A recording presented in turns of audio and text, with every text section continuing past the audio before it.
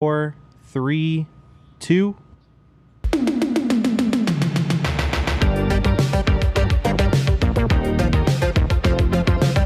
Yo. What up? Huge Monday. Huge Monday. Tuesday. Like I give a shit. I give Is up. that too early? No, it's fine. Okay. Oh, guys. I had the chat open for a second there, and I saw it when I was moving my windows around. Someone was like, Kate's yelling at everyone to start. That was actually what happened. That was the last thing that happened. Are we ready? Are we ready? Are we ready? That's me, guys. We're ready. Usually, we're ready. Oh, shit. What the fuck is that? Oh, it's me watching The stream police. like a boomer. Like a boomer. Oh, you thought... Yeah, I had the stream open like a ding dong. We have a special guest today to talk about some true crime. It's Nate, everybody. Hello, what's up, everybody? I'm here. Anybody Is this get more Nate? light on Nate? I know I'm dark, but all the lights are on. Maybe it's the camera. I think it's the camera exposure. Oh, How many times have you been on After Dark now, Nate? This is probably my third time, I think. Third, Right? I think that might be the Oh most. yeah, because the second time I played games with you guys. Yeah, I think this is the most now, so I'm going to say no longer a special guest. Yeah, he I'm needs a pretty much jacket like SNL. Just guest. It's just guest.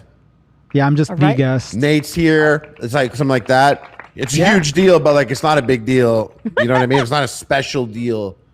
It's I'm huge. I'm not a rare pull anymore. I'm a common, unfortunately. Yeah. Common pull. Yeah. Since it was patched, since the update.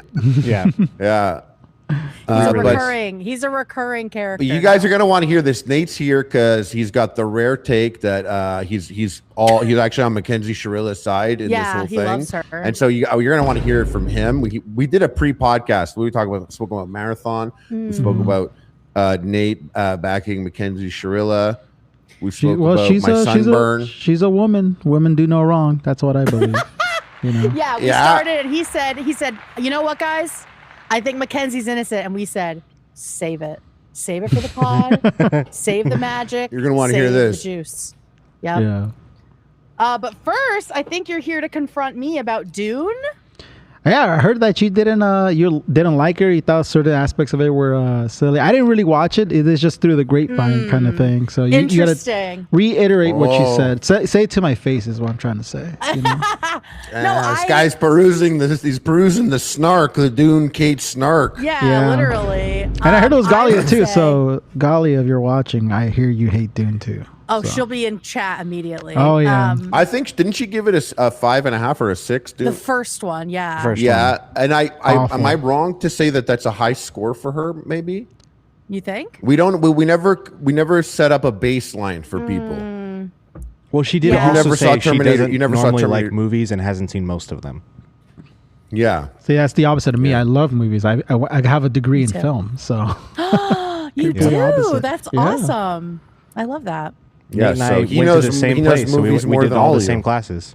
Yeah, we did Oh see my some. god. Yeah. These guys, they know more about movies than you do. So Shout out. you know what though? Also, You know what? Also, we're matadors. No brag. But I bet you Nate didn't see Little Women. I didn't see Little Women. Well, Because it's not my place. It's not my place. Well, That's for the girls. I'm a man. Who's Dune for? What the hell are we gonna do? Dune's for without men? everybody. Dune's for everybody. Oh, Dune's for Dune everybody. 4. Hey, we got to do Dune 3 first. Yeah. Dune 4. Slow down. All right, let me tell. I will. You let love me- Dune now, eh? Let me summarize Dune. You love Dune, eh? Dune for Little Women. Yeah. I like the second one, and Galia and I have been talking. I liked the first one for the aesthetics. I thought the proportions were a little off as far as like pacing and exposition. I liked the second one a lot better. There's a lot more going on. There was a lot more emotional levels. Uh-huh. And there is some sort of like a prequel on HBO, I think it is. Oh, that thing That's sucks like- though. You don't have to watch Oh, it that. sucks. Oh, I No, wanted she to wanted. watch She, it. she wanted to watch it. Maybe she Nate- likes Dune more than you do now. Nate That's doesn't of like it because interest it's to mostly me. about female characters. It is about Is mostly it? female. Yeah, it's about the what's it called? It's the Bene The Bene Gesserit. Gesserit? Yeah. Oh, I know the name. But they're very it's- interesting. It's so slow paced and like I think the payoff isn't really worth it. Not enough swords for you, eh? Not enough Chris knives for you. Nah, not enough. It's just women talking. I can't do that. No, I'm just kidding. Hey, did you know there's a movie called Women Talking, and it's very good. I read the book too. It's awesome. Can I tell you about the book? Yeah, there's a woman talking. I'm gonna be quiet right now. So it's about this this like a Mennonite community or like an Amish community. I think it's Mennonites, and there's like this rampant cases of sexual abuse, and all the women tell the men to go away, and they have, all the men go to town or something, and all the women spend the day trying to figure out if they're going to leave or if they're going to stay. And like the whole movie is them debating each other, trying to figure it out, because like these men are their husbands and brothers and cousins, right? It's all very like insular, and some of them want to stay and some of them want to leave. And it's a very cool book, and the movie did a really good job. It's like like a one scene type thing, conversation amongst them. Kind of, yeah. I mean, there are like breaks in it, but it's mostly like they're all in this barn pretending to work, and they're having this conversation, and the only people allowed are the women and the girls. When was this? Yeah. It was a few years ago, but the book was probably 10 years ago, maybe. But it's an awesome movie. It's really, really good. I'll check it out. What is it? Women are talking? No, I would. Women What's Talking. It called? It came out in 2022. Yeah, Women Talking. Very good movie. It holds up to the book really well, and I don't say that lightly. So, but Dune. Yes. I'm interested in seeing the third movie. I want to see it on IMAX. Mm-hmm.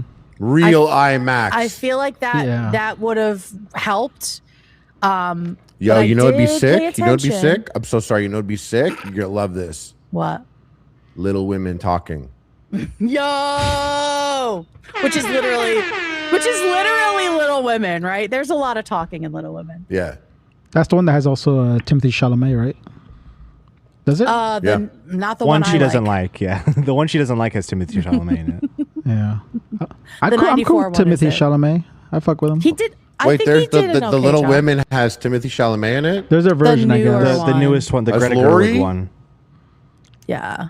It has Saoirse Ronan and Florence Pugh in it as well. Let's go, dude. I'll watch this. I'll see. Now, I'll Harley, be the deciding factor. This is something that we didn't talk about. In The Little Women, the new one, Florence Pugh plays the youngest sister throughout the whole thing. Mm-hmm. Remember how much of a baby Amy is in the beginning? Yeah. Can you imagine that as like a grown-ass woman? It's the weirdest thing. Yeah, I'm gonna have to see. It's a very feels like stunt casting. I can't. I've been very wrong about prejudging of castings in my lifetime, and I can't. I always every time I hear something like that, voice. Where I'm at these days, though, like remember Tiptoes, the Gary Oldman playing a little person movie, The Role of a Lifetime. Obviously, right. Obviously, you see the trailer and everything like that. Yeah, I had to watch it because I was like, wait, let me see. That's how much I don't judge. I love when they take risks. Yeah. That sounds like a huge risk. Sometimes it doesn't pay off, but I want to support the risk taking. Risk. Okay. I want to support the risk taking in art. So I hear about that. I'm like, great. Okay. Well, yeah, you got to see it then. You're going to love this one. You're going to love this one. Elliot Page. Yeah. Great. Acknowledge that's the risk, though. Acknowledge it's a risk. In what movie? Any movie? Bro, Odyssey. Oh, the Odyssey. Dude. Well, you moved on to a new movie. Nate, are you excited for the Odyssey? I'm in the middle. I might read the book first to kind of get more pumped up about it. He found out about Elliot Page. Now he's shook on it. It's a great. I'm not a fan of the casting overall. Thank you. Like kind of everybody like not really pulling me in because I think even what's his name Matt Damon, he's a little too old for the character. He's really mad. Oh, he's too old. Lupita Nyong'o. Thank you. Is he too old? Is that what you thought? Yeah, I think he was too old. I think Matt Damon's character is supposed to be younger, right? Because it's like a 10-year journey. Like, was it gonna be like 100 by the time they'll make him look younger. He looks old in like every single frame, dude. They'll like every single frame looks old. Little Vaseline on the lens. And on the lens, it'll be good. Give him the RuPaul at it. It'll be fine. Yeah, I think most of my issues with the guys. Like, I'm not crazy about what's his name, Spider-Man in it, Tom Holland. Like, I think he's supposed to play his son or whatever. And what's her name? Anne Hathaway looks like very like stiff in the scenes I see. Anne Hathaway's in it. Is it Anne Hathaway? What's her from Devil Wears Prada? Yeah, I don't know. Yeah, I don't know she's in it. Yeah, she's the his Odysseus' wife. Yeah, I know something about the story, but yeah, Penelope. But I was saying Elliot Page. Who does he play? Who does he play in it? Let me see. Achilles. Oh, Brad Pitt. Right. Brad Pitt played that last. Is Achilles? I don't even remember Achilles in the Odyssey. I remember him in the Iliad, but maybe. It's a great story. It's a great story. Okay, and I'm sure acknowledge it's a risk, though, right? Why is it a risk? The last person that did it was Brad Pitt, and you know how people will feel about a way. Of course, yes. I am a huge fan of Elliot Page's work. I very much enjoyed Umbrella Academy also, but Netflix is weird with the spacing between seasons, you know, the very last. Sometimes like 2 years till you get a story to finish. But I'm excited about that. But obviously I go on Twitter. I see how people feel on Twitter. Oh, but Twitter is a rat hole. You know what I mean? Yeah. But sometimes, kind of love. sometimes, we do go there. So we are rats. Sometimes, something is just gonna get. It's gonna be 10 million views, impressions of just charged. Of course.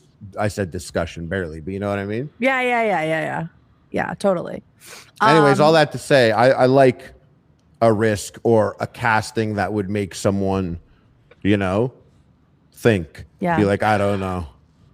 I keep hoping that one of these big movies, it's never going to happen again, that one of these movies is actually going to cast people we don't know. Like I'm dying for like fresh blood that isn't, I don't know, that just comes in the movie. The Safdie was like that. I feel like when I first... He did that for Marty Supreme. I mean, obviously the main character for Marty Supreme was still Timothée Chalamet, but I think most... everything. Who scoffed right now? Just because he's in everything. It's over. Let my boy get his money. The Knicks are going to the finals right now. Let my boy celebrate, man. I saw that. You looked very cute. Wait, Kate, you have to see Obsession. I've heard it is so amazing. Ooh, this movie, okay. First of all, I saw it in theaters the 2 days ago. Don't spoil it. I'll kill you. It was Sunday night. It was packed. This is like the second or third weekend that it's out. Wow. It's the first movie in I think they said the 21st century that has a bigger second weekend. Right. 30% higher second weekend versus the first weekend. It cost $750K, made over $100 million. And this is a YouTuber who did it? Apparently it was someone, YouTuber. He was like a comedy YouTuber, I think, right? Yeah, they they made this movie. I heard something like along those lines, but none of the actors are people. Like I didn't know them from anything at all, and they fucking killed it. And not only was it a very scary movie and done so exceptionally well, but I saw it in a packed theater and everyone was laughing. There was like at least 10 good laughs where multiple people in the theater laugh, and that's rare. That's like. Yeah. These days you never get comedies. People might laugh like twice at a Marvel movie or something like that. They'll squeeze it in there. The two millennials that are in there, Fuck you, pal. Hey, fuck you. You think you're better than us? And also, don't rope me into Marvel. We're both mad for different reasons. We're supposed to have a unified front here. We're both mad, and we both think that he should fuck off. So now we didn't have a unified front, and now we're getting hit with the siren. Look what you did. Here we go. Yeah. But speaking of Obsession, real quick, I heard that the director, he had a great idea for a follow up. I haven't seen it yet, but I guess mild spoilers. He makes like a wish, I guess, using a device, and he said he wants to make a show where it's just different people dealing with these wishes. And I was like, that's a fantastic idea. First thing I thought about. I was like, that's super smart. You should 100% do that. like a Black Mirror type. Yeah, 100%. Great idea. A monkey paw thing, right? That's what it is. That's cool. great. I love that. It's just it's at the beginning of the movie, but just make it into an anthology thing. Yeah, very smart. Well, I hope he does it because people loved Obsession, and I think having smaller scale stories for a while would be pretty cool. This was the most successful movie with under $1 million budget since I think Paranormal Activity. They said, which Paranormal Activity had like a $30,000 budget. Well, I think that's the only way that smaller movies are going to come back is if they can show dollar signs, right? Because that's all that fucking matters now. So, I mean, if you can get this kind of ROI, well, the horror why not movies, invest in cool movies? Horror movies always had the highest ROI. Yeah. That's where people, like the Raka Raka guys, they did Talk to Me. That movie was really good. Did you see that one? Oh, I've heard of it. It's scary as fuck. Yeah, and that was made by a couple YouTuber dudes. And they were, I think they were going to do the Street Fighter movie. And then this happened, their success, and so they're doing the second one. Street Fighter movie looks sick. Side note, but Backrooms is also coming out, and that's made by the kid who I think he was like 16 when he made the YouTube videos. Yeah, and I was like the youngest director. Wow, YouTube's really giving us like the next generation of Justin Bieber guys. Ever heard of him? Yeah. No. Okay, Canada. The Backrooms movie is also by a YouTuber, right? That's how he started. And the guy who made those is a YouTuber. Markiplier recently has success, so we're definitely seeing it happen. Like this is the year of like YouTubers becoming filmmakers. I'm just happy that we're actually seeing independent films made that aren't $100 million and it's complete flop or complete success. Like it's amazing. I love it. When's the H3 movie gonna happen? What are we gonna do for it? Was coming out at the end of the before break, our camping trip. That's the first movie. That's right. Theatrical release. Are we getting an inside confirmation from you right now that the runtime is going to be 90 minutes plus? Is that official? No spoilers, but maybe, and maybe it has a little horror twist in it. Whoa! How long are we talking? How long are we talking, Nate? Nate, how long? How thick? How thick is it? I can't say. Nate, Harry? I can't say. Nate, Harry? Harry? Nate, say when. Say when. All right, stop. Okay. There you go. Whoa, big boy. It makes Avatar seem kind of tiny, you know? That's what I'm saying. Yo. Oh my gosh, I can't wait. Well, if Ethan ever does want to produce a movie, I feel like we could put something sick together. We've got the brains for it. Yeah. Obviously, all funded by Ethan. Obviously. Obviously. That was great movie chat, but we have a huge presentation on Mackenzie Shirilla to talk about. Nate, how up to date are you on this stuff? The only thing I saw. Wait, you're talking about the main story, right? Yeah. For some reason, my brain blanked out. I saw the Netflix documentary regarding her. Okay. That's pretty much all Nate, I saw. Are you playing Balatro or Slay the Spire right now on your computer at the same time with the show? No, I played on my phone. My phone's not on. Okay. Because you're allowed. I want you to know you're allowed to do that. No, you are not. Oh, and why not? Why? Why? It's not in the rule book. I can iPad Kid Max right now. I could be like scrolling. And coughing. Yeah. That sounds really good. Okay. So, all right. So there is. First of all, we're going to need a trigger warning, content warning on this whole episode, right? There are clips I'm going to show, obviously, that are blurred and everything, but still scary. Basically, if you have been living under a rock, there is a huge documentary that came out on Netflix called The Crash. And it's all about this case that happened in 2022, I believe. Yeah, you're correct. Yeah, 2022, where this horrible car crash happened in the side of a building, and 2 people died and 1 person survived. And I'm not going to say anything else because we're going to get into it. But since the documentary, a lot of things have happened just in the last couple weeks. There have been interviews with the parents of Mackenzie. There have been leaks on what's going on in prison with Mackenzie. And we have an exclusive contact with one of the victims' friends who messaged me and gave me some information, both about one of the victims and also about the town in general and all the crazy shit that's happened there outside of just this one murder case. I watched the Netflix documentary and the Hulu documentary, which was like an episode of a show like Mean Girl Murders. Oh, yeah. And that gave a completely different spin because Mackenzie's parents weren't in it. And so I think they went a little harder on Mackenzie and more information came out about her and the parents that maybe wouldn't have put them in such a good light.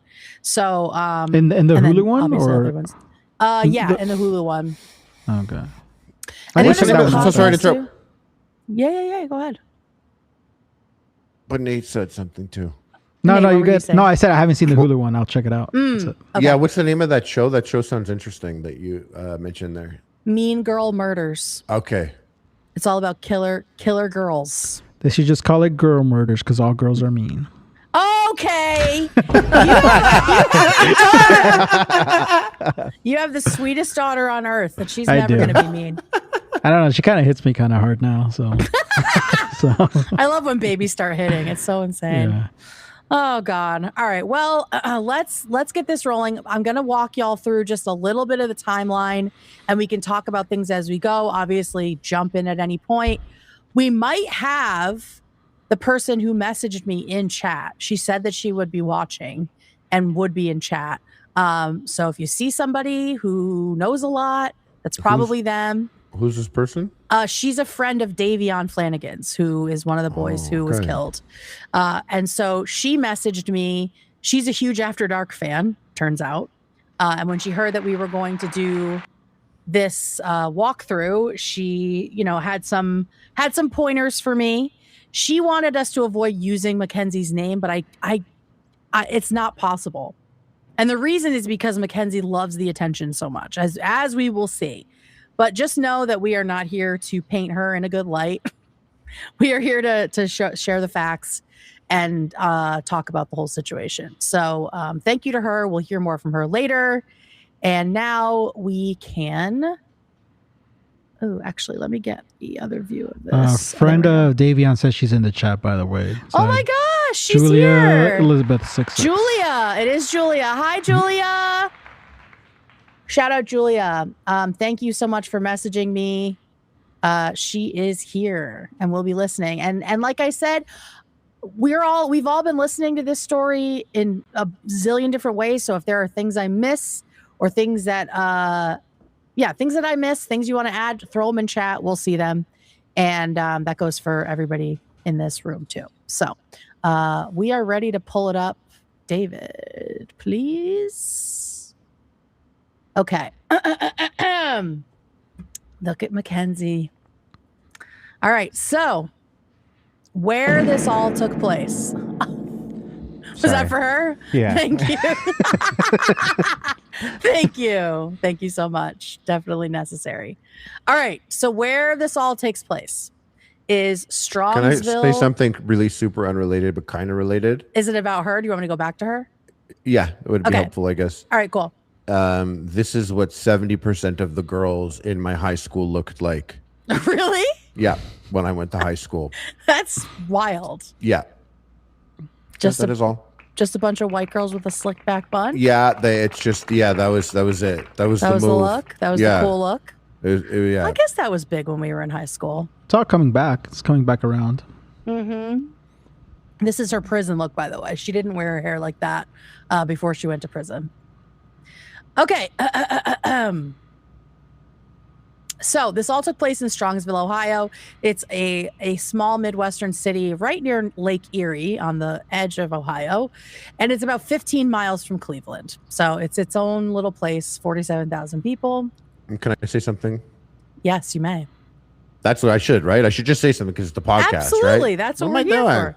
You know? Yeah. It's all serious because we're talking about murder. Yeah. So it's all, so I'm like trying to be all...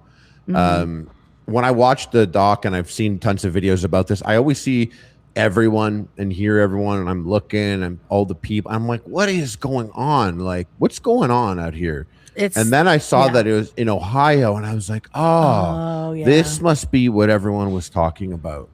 With how much Ohio sucks. Yeah, just how Ohio, it's its own thing. Yeah. Okay, that's all. David, I can hear like a lot of echoing. I don't know if it's headphones next to Nate.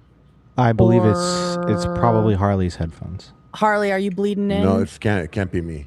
There's no way. Okay. Everyone in? Okay. It's Nate for sure. No, sometimes the ones next to him fuck up. Now it sounds better. Sort of better. Yeah. No, I can still hear myself. All right. The people involved. The main story. Davion Flanagan, Julia, his Do you still hear it, by the way? Yes, I still hear it. I'm muted. Okay. So you guys can't hear it from me. Okay, great. Thank you. See you laughing, but now we should find out who it is. Yeah. I'm muted right now. So if you talk right after I say now. And I am also muted. Is this where we find out it's Nate? Okay. Remember, I can't hear you. It's Nate. Wait, hold on. It's Nate? Well, I don't have control over anything here. Well, maybe he can turn down his head. David, can you turn down his headphones? Nate, go sit on David's lap. That's probably the best bet, right? Sit on David's lap for Mama. I guess we'll have to. Oh, darn. Dang. Hello? Are we good? Oh, it's HR. Kate, they said pick up your phone. Oh, sorry. Okay. Sorry, guys. I have to take this. Hello? Oh, we're not allowed to tell Nate to sit on David's lap? Okay. Can we say, hey, Nate, look at Dave. Don't you want to spin on it? Can we not do this? Okay, I don't know what we're doing. I don't know. I forgot. I know. I forgot. Okay. All right. By the way, just while we're on the topic, in. H3 Pride Minute donated and said Harley has to be fangirling right now talking to Nate the way he was begging to crack him not that long ago. Yeah, I was like, what the hell? It was a mistake. I was talking about Ned. Let me just do this. Okay. Go ahead. I was talking about Ned. Ned Fulmer. Oh, you want to crack him? You talk about him more than I do. I hate Ned Fulmer. He ruined being a husband, bro. I know. Like I love talking about Jenny, and it's like, oh, you sound like a monster. The wife guy. I was like, you guys got to bring it back around. Yeah, but he made me want a mod. You know what I mean? No, that's Tsukino, bro.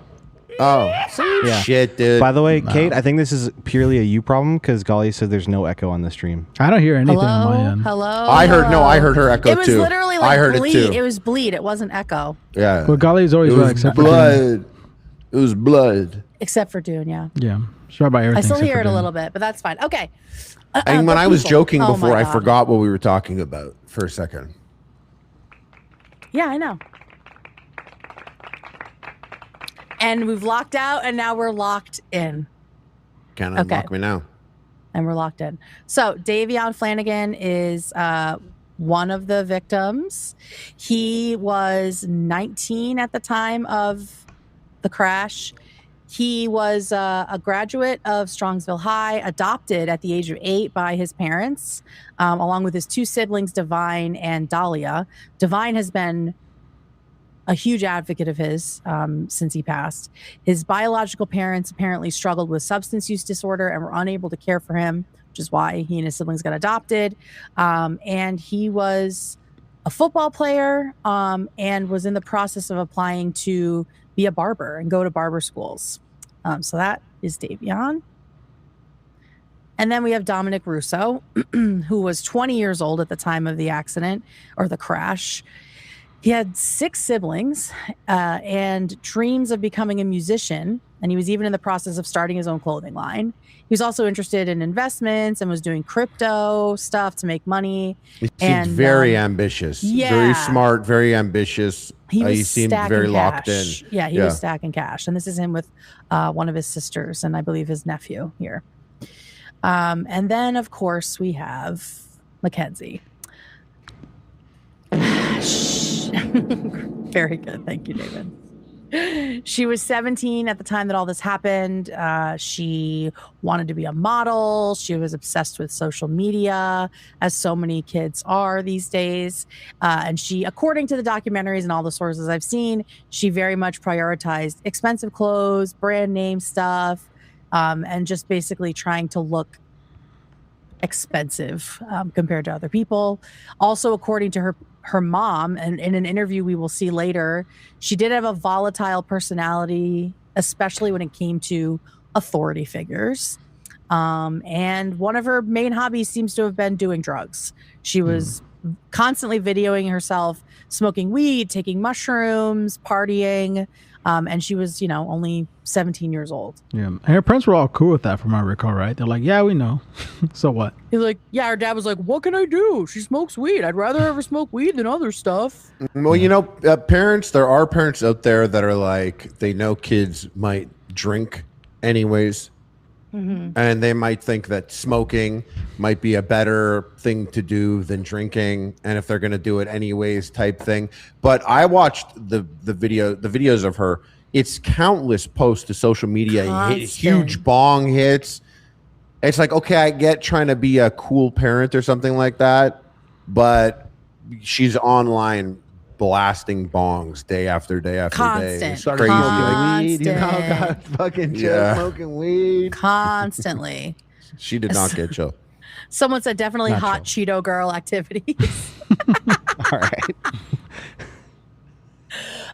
Yeah. So that's Mackenzie. That's like the basics. We'll get obviously going to see a lot more of her personality as it comes. So here's the basic timeline. In 2018, Mackenzie and Dom started dating. At the time, she was 13 and he was 16.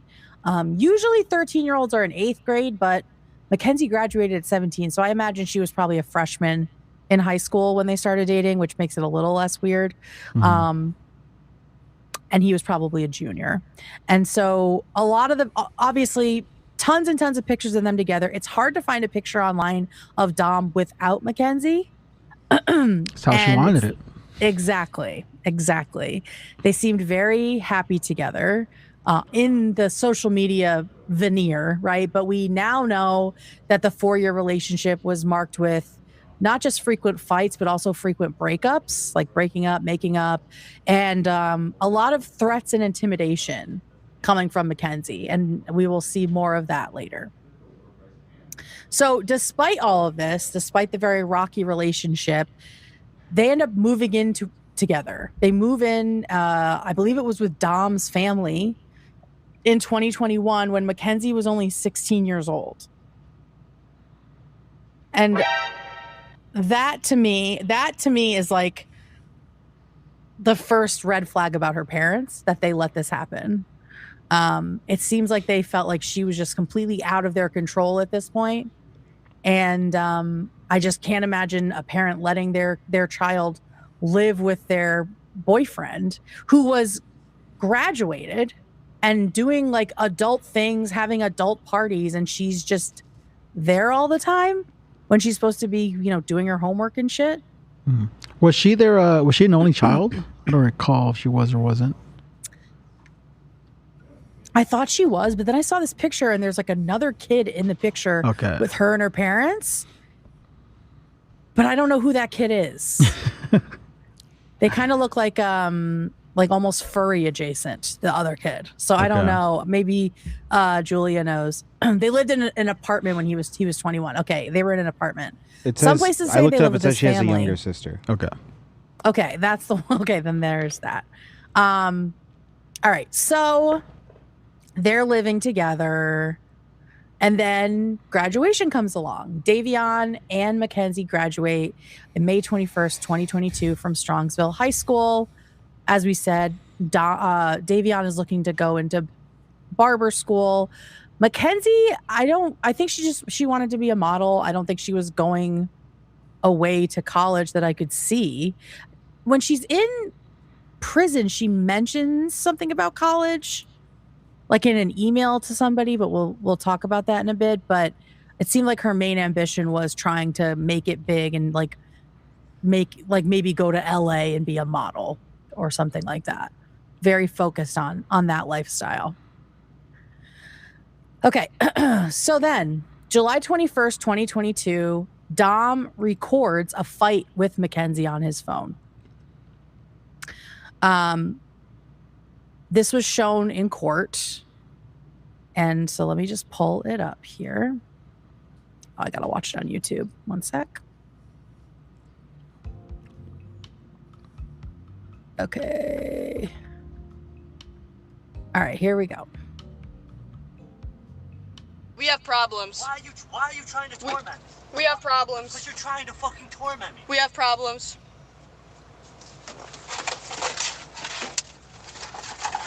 This is her in the back of the squad car when she was arrested. I don't know why they did a side by side. Put that shit in my window and see what goddamn happens. We have fucking problems. This is a look into their life together. Her being very abusive and threatening to him. Again, that is why we got back together last time we broke up. And this is a video of her in the cop car. Yep, this is her in the cop car the day she was arrested. Looking, that's a separate video. That's just a that separate they irrelevant to the composited together here. Yeah. Yes, yeah. and but this is the video. This is 7/28/22. 3 days later. Okay, so 7/28, not 7/21. This video is taken of her trying to get into Dom's apartment, and he won't let her in. Broke up with me earlier. Because you are a little fucking weak bitch. You broke up with me earlier. You really broke up with me earlier. This is your last chance to open the door, or you are not coming out of this house all night, because I will not leave. You literally broke up with me earlier. Like what is the point you're trying to, like, you broke up with me, like, earlier. Like, what I didn't. Yes, you did. You said we're not together. You really said that shit. Like, you really broke up with me earlier. Like, what are you trying to make? Like, why would I just let you in my house if you break up with me and you're threatening to break my shit? Like, you're threatening to key my car, threatening to break the doors. I will key your car if you do not let me in the house. Destroying property. Like, this is all the signs of an abusive relationship, right? Yeah. By the way, and I just want to say Unbearable donated, said maybe instead of saying her name, we can give her a nickname. I know Harley can whip up an insane nickname. That's a lot of pressure. Yeah, no pressure, Harley. All right, no pressure. and go. Harley, make us laugh now. If you think of something. Harley, be funny right now. Give me some time. I'm gonna put together a big list. Right now, be funny. He's got it. I'm a bit more of like a strategically, surprisingly timed funny. The surprise, it's true. The surprise is. Do it right now. Okay, so then hold on. Mackenzie, Matt Murder. McMurder.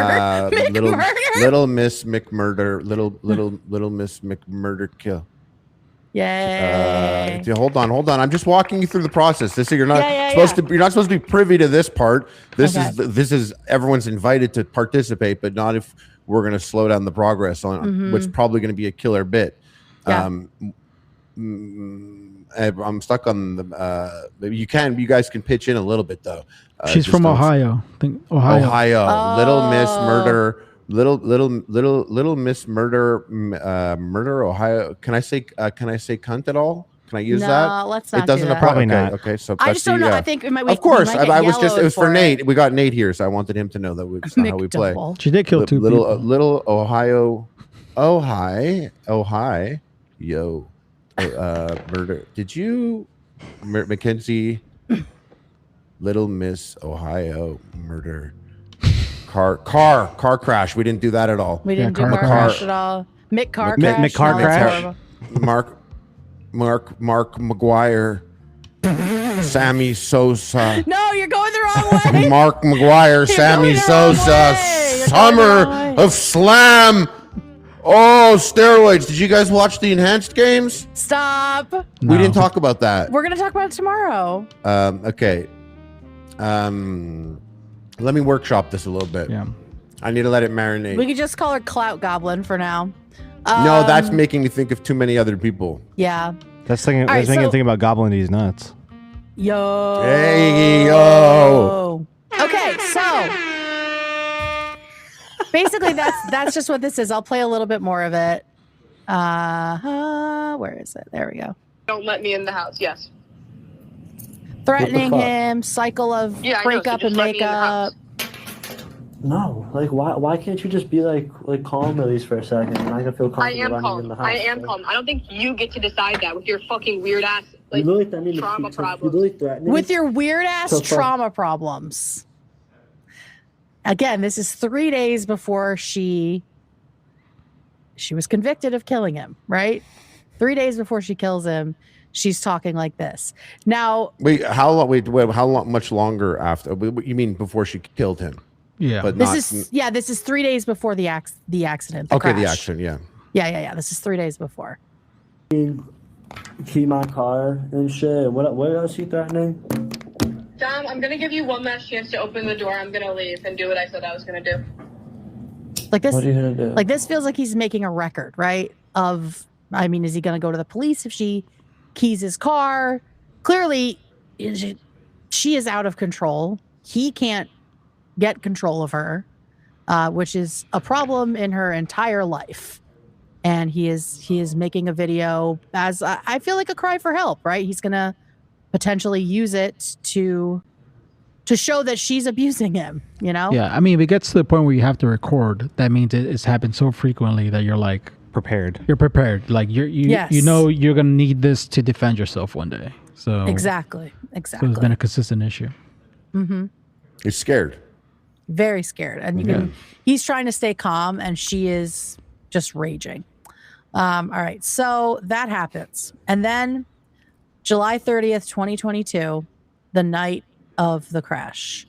The night of the crash, Shirilla, Dom, and Davion spent time together in the hours beforehand. At around 10:15 p.m., they attended a graduation party at one of Shirilla's friends' houses. And then at 11 p.m., I guess the party was not lit. As one of her friends said, it was not popping. So they went somewhere else. Was that her friend from the Netflix documentary? Rosie? Yeah. Okay. Oh, she was weird. Mm-hmm. She was weird. Just odd. Mm-hmm. Well, and the fact that the detectives were like, wow, she talked to Netflix, but she didn't talk to us. You know, That's like funny. she was very tight-lipped, I guess, with them about what was going on. Just Well, shows like what kind of a grip she has. Detectives don't give clout like Netflix does. Exactly. Because Rosie was another model, I guess. I don't fucking know. At 11 p.m., the trio drove to the house of their friend Paul Burlinghouse, where they listened to music and smoked marijuana. And they stayed there until 5:30 in the morning on July 31st. And this is the part that kills me. One of Davion's friends, Bubba, said that he and Davion had actually planned to work on his truck that morning. Mm-hmm. And so he was just going to like stay there at that house. But at the last moment, Davion changed his mind and decided he wanted to go home. Like he was going to drive him. They were, Yeah, they were going to go to his house together, to Bubba's house together. Not that anyone should be in this. It's just so crazy that he wasn't even involved.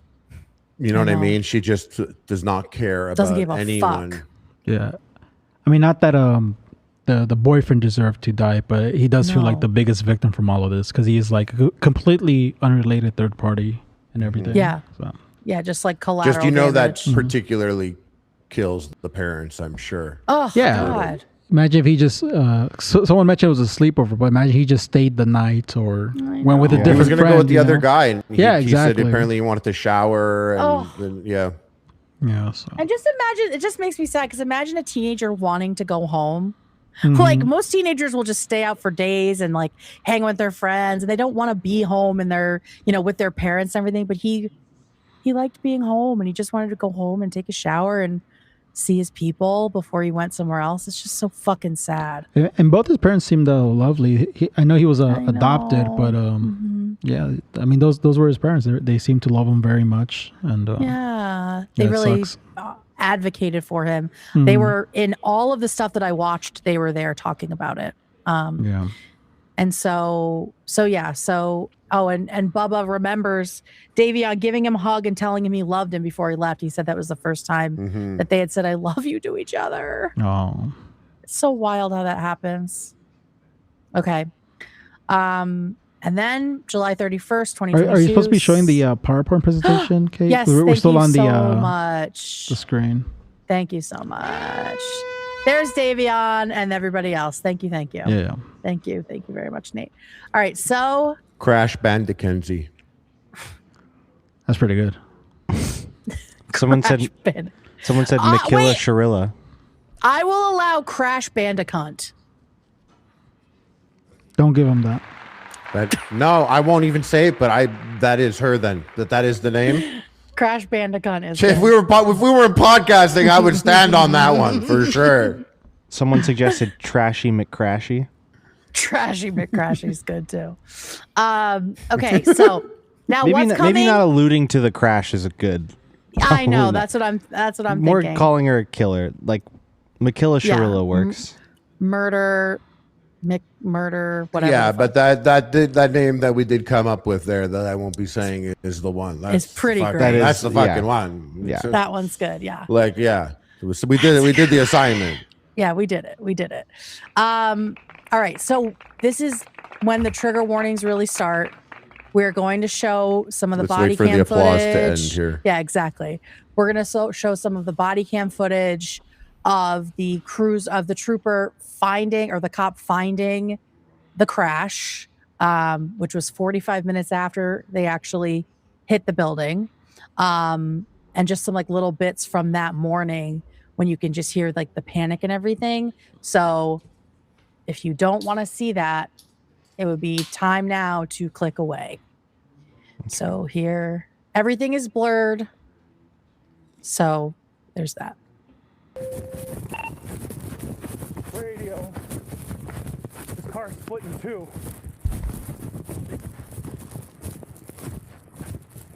Radio, there's an occupant inside. Send us a squad now. We gotta bust the window out. So Mackenzie is in the driver's seat here. Some more units. Any more units to progress now, Anita? Now! What are we going?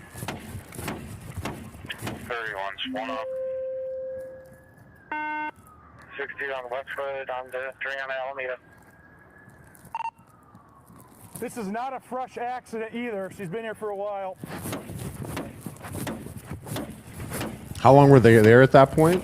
Like 45 minutes. The cops thought it had been hours. But it had been less than an hour according to the footage that they found. Yeah, these are strong ass windows. I know. But the other two are already gone.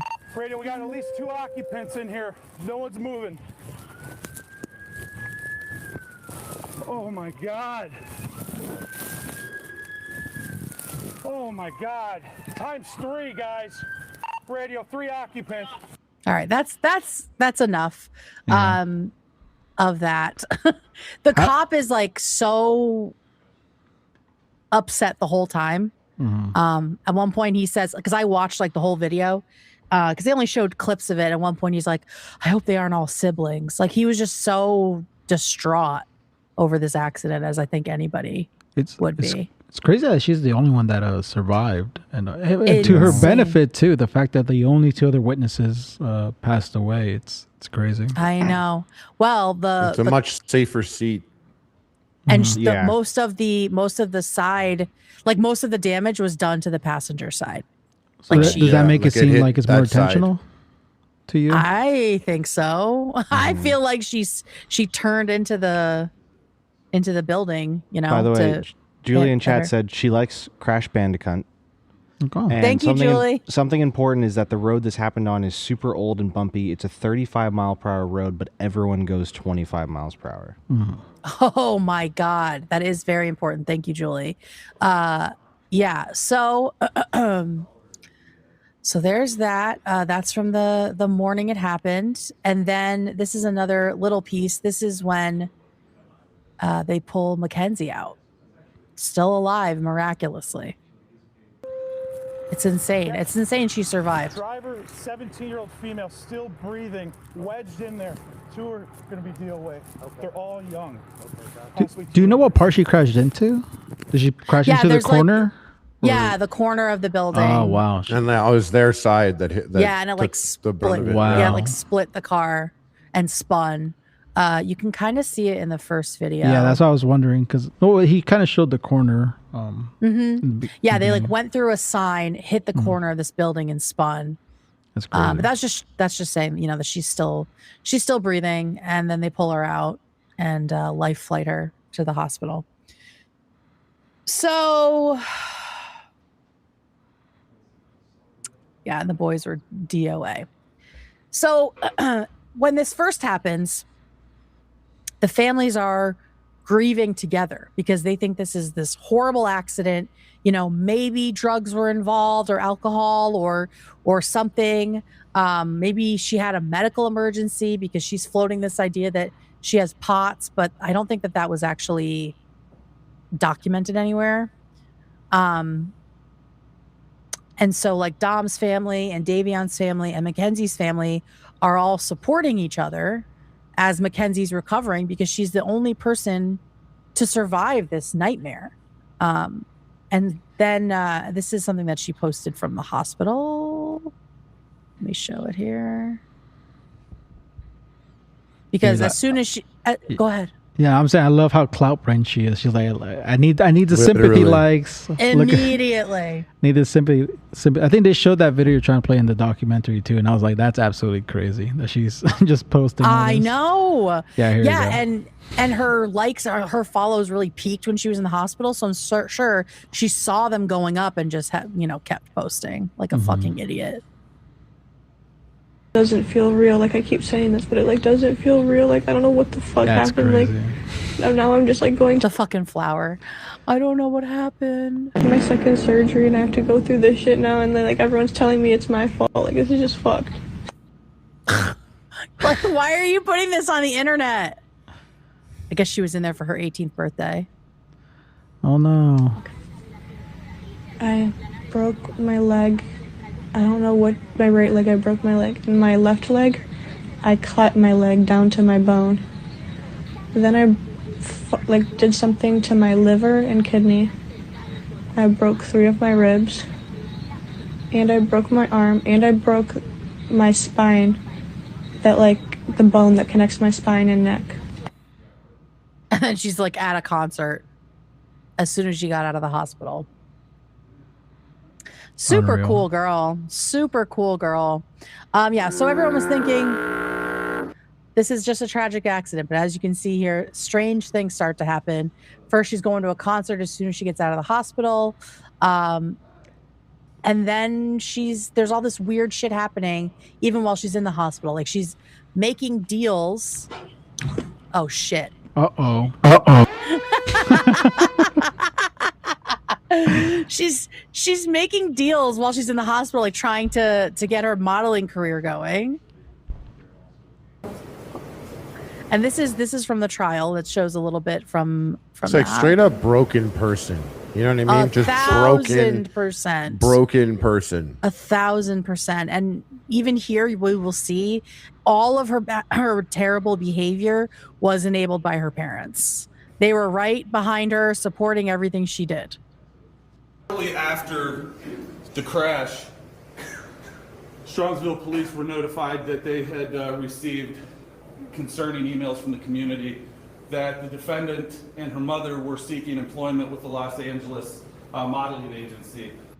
So people fucking hated Mackenzie for good reason and were watching her social media like a hawk, and they saw that this modeling agency reached out and her mother was responding and trying to keep her deals open, and Mackenzie was responding too.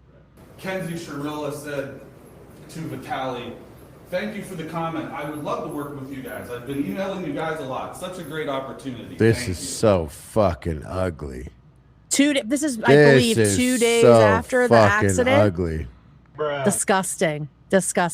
And the mom, this is fucked up. She says, "It was a tragic accident and she did not purposely mean to put an end to any of her close friends' life. This is just as painful as it is for her, as it is for everybody else. Or maybe even a little bit more painful." First of all, you're wrong. And then secondly, you're a fucking idiot. Fuck you, lady. 2 people died. 2 people died, and why are you saying this to this brand? This is so fucking weird. So, you think that they know about this? So you guys could use it for her modeling career. Oh my fucking God. Horrendous. Is there a date? There is not a date on this, Your Honor. Based on the investigation, it was delivered to the police while the defendant was still in the Metro Health Hospital. I imagine it was 2 days after the crash. Like people were watching this stuff because look, this is as it was posted 33 minutes ago. So I imagine it was just a couple days after the crash. Just disgusting behavior on both of their parts. Just completely delusional, insane. I really think, and we'll see this, I think that her parents had no control over her, and she terrorized them the way she terrorized her boyfriend. And so the modeling stuff and those conversations were probably the only time that Mackenzie was nice to her mom. Like, that's what it feels like to me. Like, that this was the only time that she would actually talk to her mom about things. And so it didn't matter that this was so fucked up. Her mom just wanted to keep that going. So I like that, by the way. What? That perspective on it. Because I feel like, also like the dad at one point, he was like, he said she got in trouble at school, and he went and he was like, "Did you do it?" She said no, and I was like, "Hey, I know my daughter lies." Walked right out. You don't. Yes, though. you just know don't. what's worth fighting over or not, and you probably just never fight over anything. You don't. He looked like he just didn't want to deal with her, if I'm being honest. Exactly. Like, he just looked like so disconnected from her. It's like super odd. Because the mom seems more involved, which isn't great because she seems to be the main enabler. Involved in a weird way. Yeah. Bad way, but the dad was just like, that you deal with it. You're the mom. Right. Yeah. Also, Julia's, I just lost it. Where'd it go? She was in chat. She said, forgot to mention to Kate, my experience finding out was my mom calling me that Davion was gone. So I went to her Instagram, and still on her story was a photo of her smoking a blunt. She's such a fucking demon. Absolute demon behavior. All right, so that's her making deals while she's still in the hospital. Like, the mom uses Instagram, so that's a thing. When I was saying before, like, she was hitting the bong over and over again on posting it online. The mom sees this. She's online. She's commenting on her stuff. Yes. So I mean, you can hide some of the stuff from specific people, but I don't think she probably did that. She knew she was getting away with it. She was, yeah. Her parents let her move in with her boyfriend at 16 years old. Like, it's insane. It's insane. They had no control over her, no discipline. I'm sure her whole childhood, she just threw tantrums, and they got worse and worse and worse as she got older because she saw that they worked. And then when she's old enough to drive away from them and in a car, have a she said, sitting in their driver's seat is when she was smoking the blunt. That was what she posted on her Instagram. See, all of this shit makes me mad that about her sentencing, but we will get there. We will get there. Okay, and now we get information that she possibly did a dry run. So what they assumed that the crash was an accident, but they had to eliminate all the different possibilities, right? So they get the black box out of the car, and then they also get Mackenzie's phone information. And on Mackenzie's GPS is evidence that she had essentially done the same drive like 3 days before the incident. The same day that she got in that huge fight with Dom and he recorded it. Bruh. She did the dry run of like turning onto the road and driving the straightaway. Now, some people say that the GPS data is only approximate and it's not clear if she was actually there, but this was another piece of evidence that was admitted in court, is that she was able to, that she did this dry run of the crash 3 days before, either before or after this huge fight with Dom. Was he in the car then? I don't know. Nobody knows. We'll never know. Mm-hmm. We'll never know. So things are getting weird. And then as they're doing the investigation, they find footage of the crash. In addition to that, and we do have that, in addition to that, we also have the black box, the forensics, that show that the vehicle accelerated to 97.8 miles per hour without braking or attempting to steer away from the brick wall. Yeah, I think that evidence was the most damning. I was like, because usually if you're being reckless driving fast before the crash, there's some like, oh, I need to brake and stop or swerve out of the way. But yes, from my understanding, that's not the case at all, right? Yeah. And I remember in the Netflix documentary, Christine, who is Dom's sister, said that her dad went immediately to the crash site and he noticed that there were no brakes. Like immediately he noticed that. But they still just kind of, were hoping that it was, a terrible accident. But it showed, the black box also showed that the gas pedal was all the way to the floor and that there were no mechanical malfunctions at all.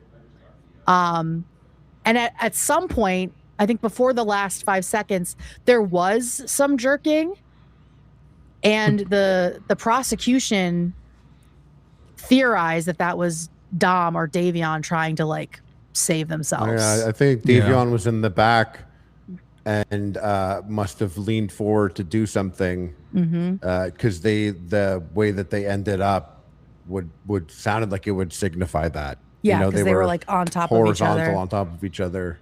Oh my God. So fucked up, so scary, so crazy. She's so fucked. Broken person. Broken person. Absolutely.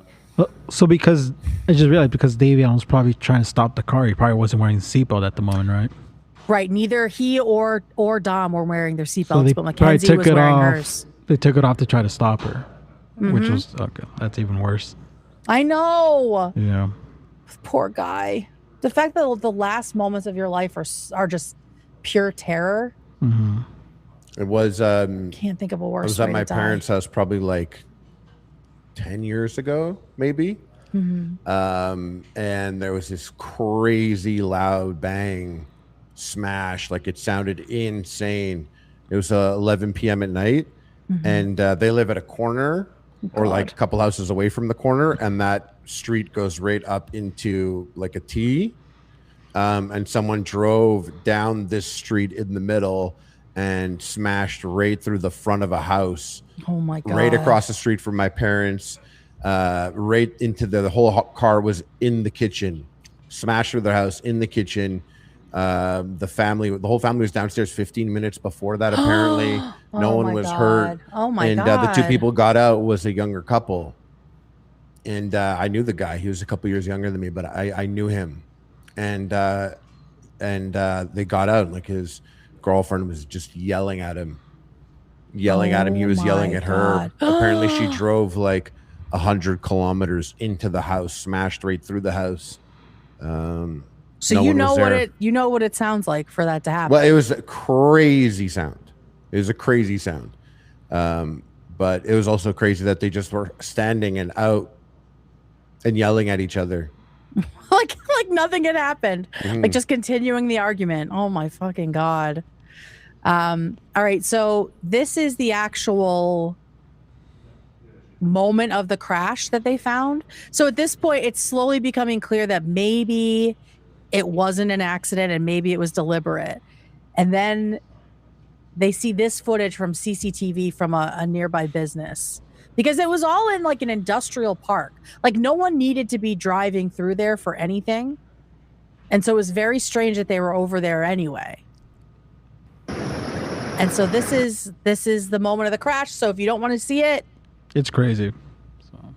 Look away. But the fact that it was so fast, and like Julia said, a 35 mile per hour road full of bumps that people go really slow on. And she just went pedal to the fucking metal. Should we show this? Oh, maybe we shouldn't. Well, all right, we can take it off and we can watch it. Yeah. I mean, they'll be able to hear it, right? Yeah. You can hear how loud the car is. That's really what I want you guys to hear. Yeah. The Netflix documentary also shows it. So, yeah. Yeah. I've seen it so many times now. I don't think there's, Yeah, it's fine. It's fine. We don't have to show it.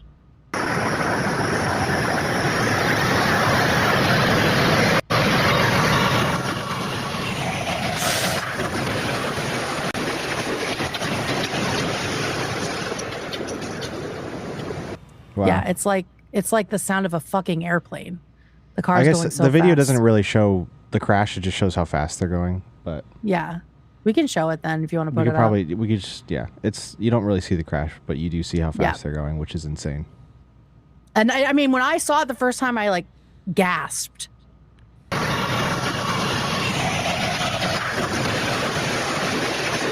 And that's like the last 5 seconds. I mean, they are so close to that building when they're going that fast. It's insane.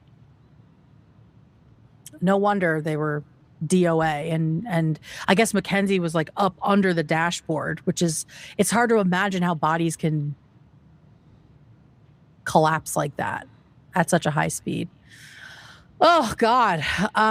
Okay. So there's that. Oops. Why can I not go to the next one? There we go. Here we go. Okay. So there's that. And then we have this very weird moment of, we'll watch this on TikTok. So it's bigger. Which they kind of glazed over in, I don't know if they talked about it in the Netflix documentary at all, but are you okay, Nate? No, I was going to say, I don't think so. I was going to respond. Sorry, I think I made a weird noise. I was going to say, so that was responding. You sounded stressed. I was like, no, I don't think they showed it on the Netflix documentary. Yeah. They had this weird, she and her mom speak this made up lanlanguage with each other. Oh, wait, no, they did show that. Sorry. Oh, was it in the Netflix one? Yeah, it was. I don't remember it. Yeah, they did a little gibberish. Okay. I don't remember this either. Okay, so there is this, what they call carny talk, like carnival people talk, where, and I guess it's, some people are saying it's carnival talk. Some people are saying it's Romani talk, like quote unquote gypsies use this language to talk to each other to, avoid incriminating themselves and other things. So for some reason, she knows this language. She and her mom know this language. I don't know if she's Romani. Like, I have no idea about her background to that degree. But once this video is found by the cops, once they see the evidence of the black box and everything, they go and interrogate Mackenzie while she's still in the hospital recovering. And during the interrogation, this is what she says to her mom. I do want you to know that a lot of people are coming to us and reporting things. And so usually, yes, I was told that. Usually the most accurate information we're gonna get is from her. If there's can I say something to her? Yes. She speaks to her mother in a unique language. Yes.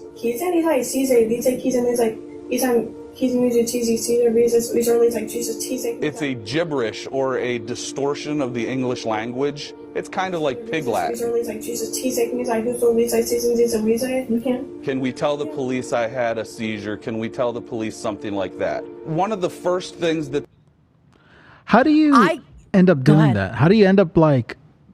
You got to be like crazy people to decide that we need to learn this secret language to talk. Well, that's why I'm wondering if it's part of their culture. It's not secret, but it's really fluent and fast. If you play that back slow, you would be able to understand what they're saying. She's like, "Can I have a seizure?" Yeah, it's not that cryptic, but they're just like really like. It adds. She's fast with it. How often did they do that at home? Julie's telling you, Kate, to check your DMs. Apparently. Oh shit! Okay. Also, I have met a family before who had like their own language to like basically like gossip out in public, kind of a thing. That's weird. That is. It's very strange. You got to be a crazy person to decide to do that. Yeah. But I got a pedicure once, and they were all speaking Vietnamese around me, and I don't doubt that they said a few things. You're so stupid. Like, look at this big guy's big foot over here. Oh, thank you, Julia. I was also very ticklish and reacting a lot. That is what it sounds like. So, and I'm like, that tickles. Stop, that tickles. Okay, no, keep going. Basically, the gibberish is they add Isa to like every syllable. My sister used to do the gibberish that's like the gee, the ga, that kind of thing. But yeah, so I think it was very easy for the police to crack. We have an interview that Mackenzie's mom did later. She's so stupid, where she says that's not what she said, but we'll get to that.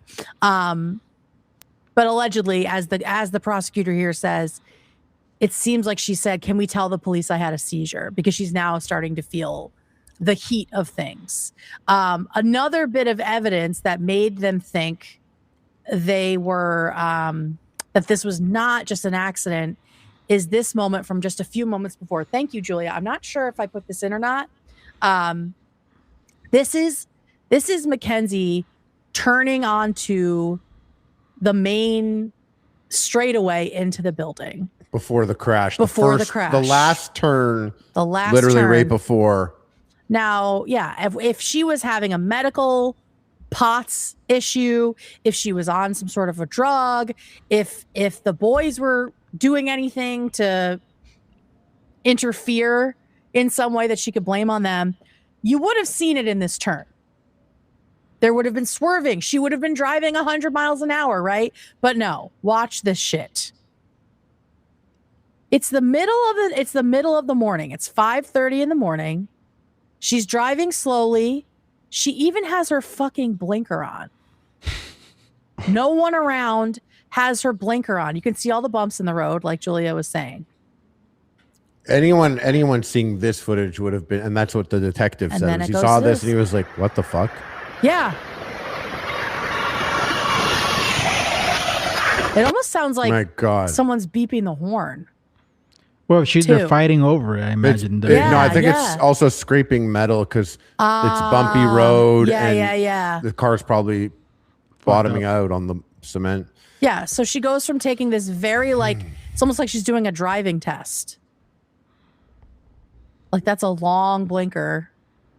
Very controlled turn on the right side of the road, and then puts her foot down and sends them directly into the side of a building. So that's what makes it seem like it's much more calculated than we think, right? Yes, exactly. Thank you, Julia, for that. I don't think I was able to find the actual few seconds of that. By the way, everyone in chat's like, pot. That's not how POTS works. Obviously. At all. Not how it works. Okay, next up. Oh, God, here we go. So, no remorse. So, just a couple of weeks after she gets out of the hospital from her multiple surgeries, Mackenzie goes to a Halloween party dressed as a fucking zombie or corpse or something death related. I think they mentioned that it's a Playboy party. Yeah. Because it's also like, okay. Yeah, why? The documentary mentioned that because it's like, that's like the type of thing people would stick on and be like, oh my, you don't even know? Mm-hmm. That's Playboy card. They don't know that's Playboy card. What'd you think? God, you're such a fucking boomer. Yeah, that's not what it was. When in reality, it's like, okay, that doesn't matter. Like, what are you doing? She should have taken. What the fuck are you doing? She should have taken a year break from doing anything and just like 1,000%. 1,000%. Let me see. I don't know. Is that it? No, that's not it. Like, if you were actually in a traumatic accident, and like your boyfriend and a friend were killed in the accident, I don't know how you could even be functioning as like as a teenager doing anything. I knew someone whose brother got in a drunk driving accident. He was drunk, and his friend died in it. And every time I met the brother, he seemed so out of it, like the entire time. He seemed very depressed all the time. He was a very serious guy. And my friend told me he was like that because of the accident. And he just never, ever recovered from it, right? And obviously he takes full blame for it because it happened. Oh my God. But that's that kind of like the normal reaction I usually see people have. But if you're responsible for taking someone's life, even if it was an accident, like there's no recovering from that. Yeah. No. Nope. Just demonic. Like, and this is it all goes back to the parents, because if you never teach your kid how to have remorse, how to feel bad for the things that they do, if you're constantly like sweeping for them and not letting them feel any terrible emotions, then this is how they react when they do something unconscionable. They just act like it doesn't fucking matter, and she's just so narcissistic that it's just like not even touching her. Yeah, it sounds like her parents pretty much told her if anything bad happens, it's never her fault, right? Like it's like right, exactly. Like don't worry about it, we'll get over it, or who knows what else they probably told her. Yeah, it's not your fault. We're sure you didn't mean to. It's fucking bullshit. All right, so next up, November 4th, 2022. So this is what? A little less than, like, around 3 months after the crash. Just a couple days after her lovely Halloween party, Mackenzie gets arrested. Recording.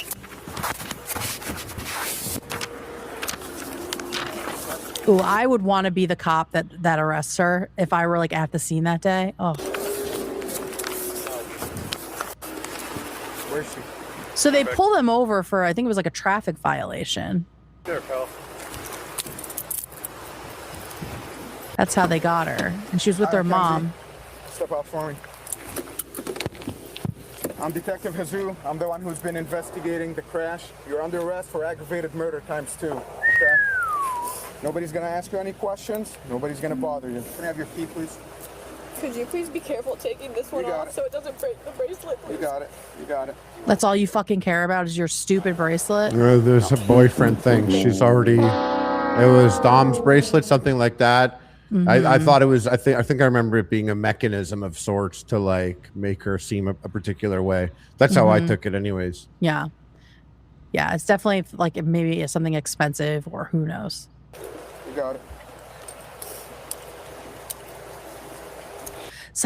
I saw somewhere that she was wearing a bracelet right for Dom, I think. Yeah, I think it was a sentimental thing. Right? They said in the Netflix documentary, the friend was talking about it, where she was like, oh, those are all Dom's bracelets, which is why she said that. Okay. Gotcha.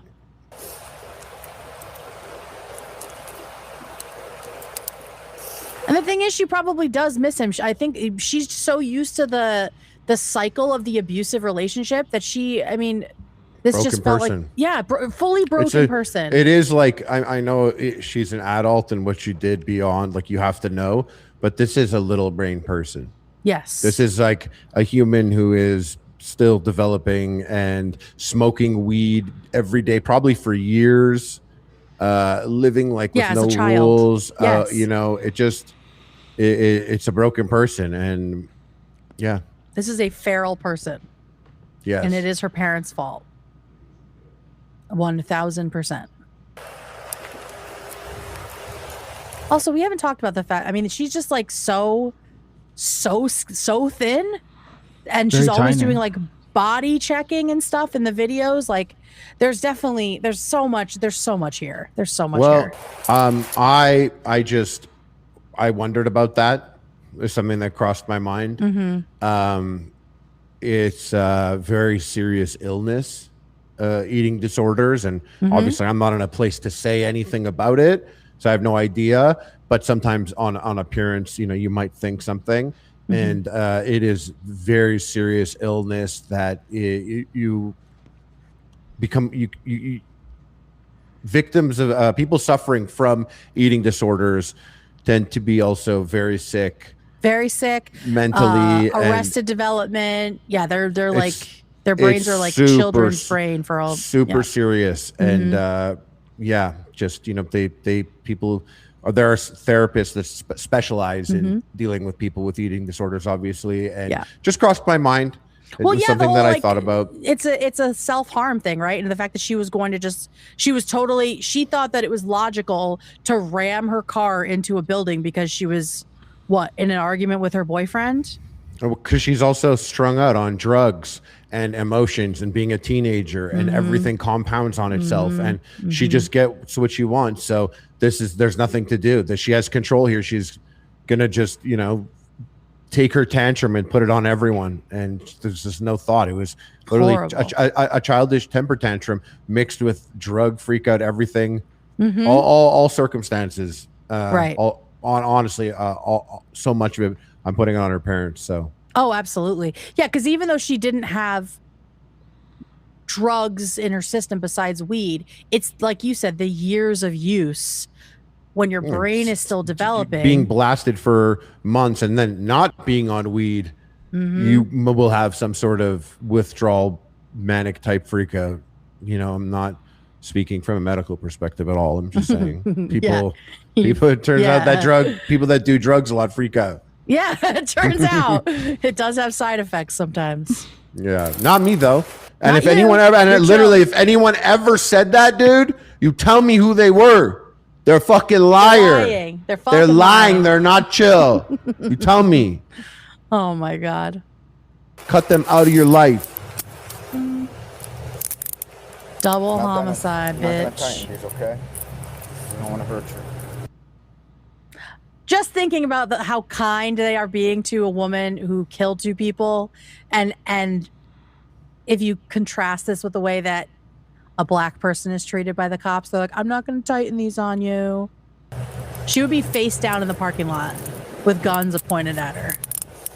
Oh, there's also something, and that is like that thought. My brain always does that too. I'll be hyper aware of certain things. Something that stood out to me, and it's such a little nothing throwaway thought, kind of like, you know, in a similar vein to what you're thinking there, was when the cops pulled up to the car in the documentary, found it very interesting that one of them was like, oh, looks like 2 young guys, could be football players. He said something like that. And he seemed really freaked about that. And it made me think about the hierarchy of the value of people. Yeah, exactly. Thinking about how valuable, quote unquote, like a high school football star is, or how they would be like, oh, such a shame about that. It's a shame anyways. It's a super shame. And yes, I do think when a child is ambitious or shows promise, it definitely hurts even more. But I just thought, just to hear it out loud, just reminded me, kind of like what you were just reminded right now also.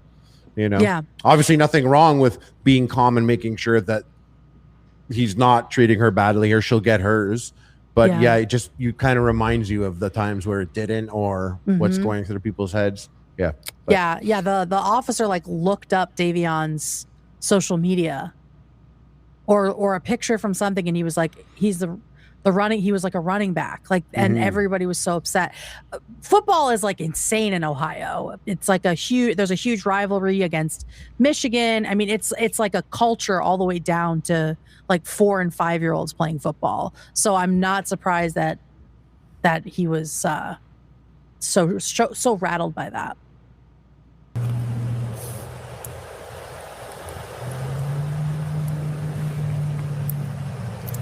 I hate this forever sad, pained face she has now. I know. All the time. Thank you.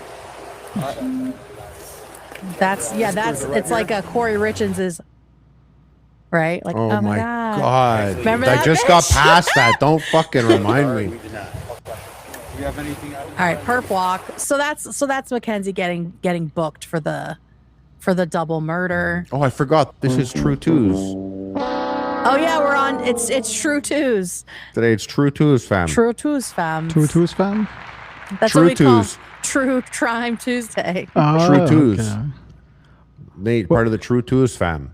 Yeah. What's the other slang they use in Canada? Always sounds silly to me.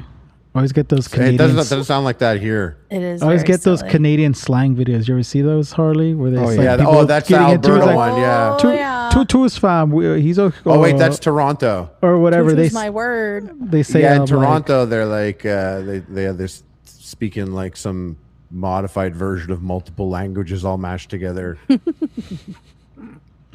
Shout out Toronto. Okay, but then Alberta has been getting a lot of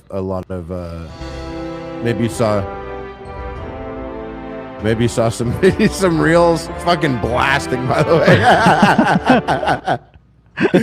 Shout out Canada. I got like shell shocked by them. I know. I was like, is this Harley's trigger song? Is he gonna go crazy right now? Like, it's like, are you Winter Soldier sleeper agent, right? Yeah. Harley, Canadian sleeper agent. Do you want to hear his actual trigger song? Sure. Yeah, it takes a minute though. No, but it takes. I'm not instantly mad. I'm fine right now. I actually am. You sure? No, Why does it get you sad. mad? No, it doesn't. Because I'm chill. the colonizers are getting to him. Soon, it's gonna bother you all soon. Is it because the French took over Canada for a little bit? No, I love the cultural mosaic we got going on over here. Cultural mosaic. You guys wish you had something like what we got there. Trust me. You ain't never been to the boulangerie. Have you, Nate? I'm so jealous. It's true. I've never been. I'm so jealous. Anyway, cut it. Turn that shit off. Stepping in for Kate, I could tell she got to the point where she was pissed. Julia, I hope that we are doing this story justice, but you have to know there are just going to be moments like this. Okay, so August 14th, 2023, little over a year after the accident, Mackenzie gets her day in court and is convicted. So she chose a bench trial, which means the judge rules on the case instead of a jury. I imagine that's because she thought she'd be more sympathetic to one person than 12 that could, talk to each other. And from her perspective, I get it. I think the jury would have sentenced her much harshly. So, in my opinion, I think you're right. So. No, I think you're right. And so here she is. This is Judge Margaret Russo. No relation to Dominic Russo, who was one of the victims. Found her guilty of murder, felonious assault, aggravated vehicular homicide, and drug possession because there were mushrooms and a scale in the car. And so here is her reaction to getting this sentence or getting this conviction. 1 second. There we go. The video clearly shows the purpose and intent of the defendant. She chose a course of death and destruction that day. I think that's when she realized she was fucked. Yeah. When the judge is like, "You did it on purpose," she's like, "Well, that's not gonna be good for my charge." I would have been like, "Wait, hold on." Review that. Yeah. Wait. I was like, "Wait, hold on, wait." Run that back. Is that what you said? Fuck. Exhibit. You know that you are watching the oncoming deaths of 2 people, and there is nothing that will stop it. The video clearly shows the purpose and intent of the defendant. She chose a course of death and destruction that day. Exhibit 802 crystallizes the deadly decision-making of the defendant. She morphs from a responsible driver to literal hell on wheels as she makes her way down the street.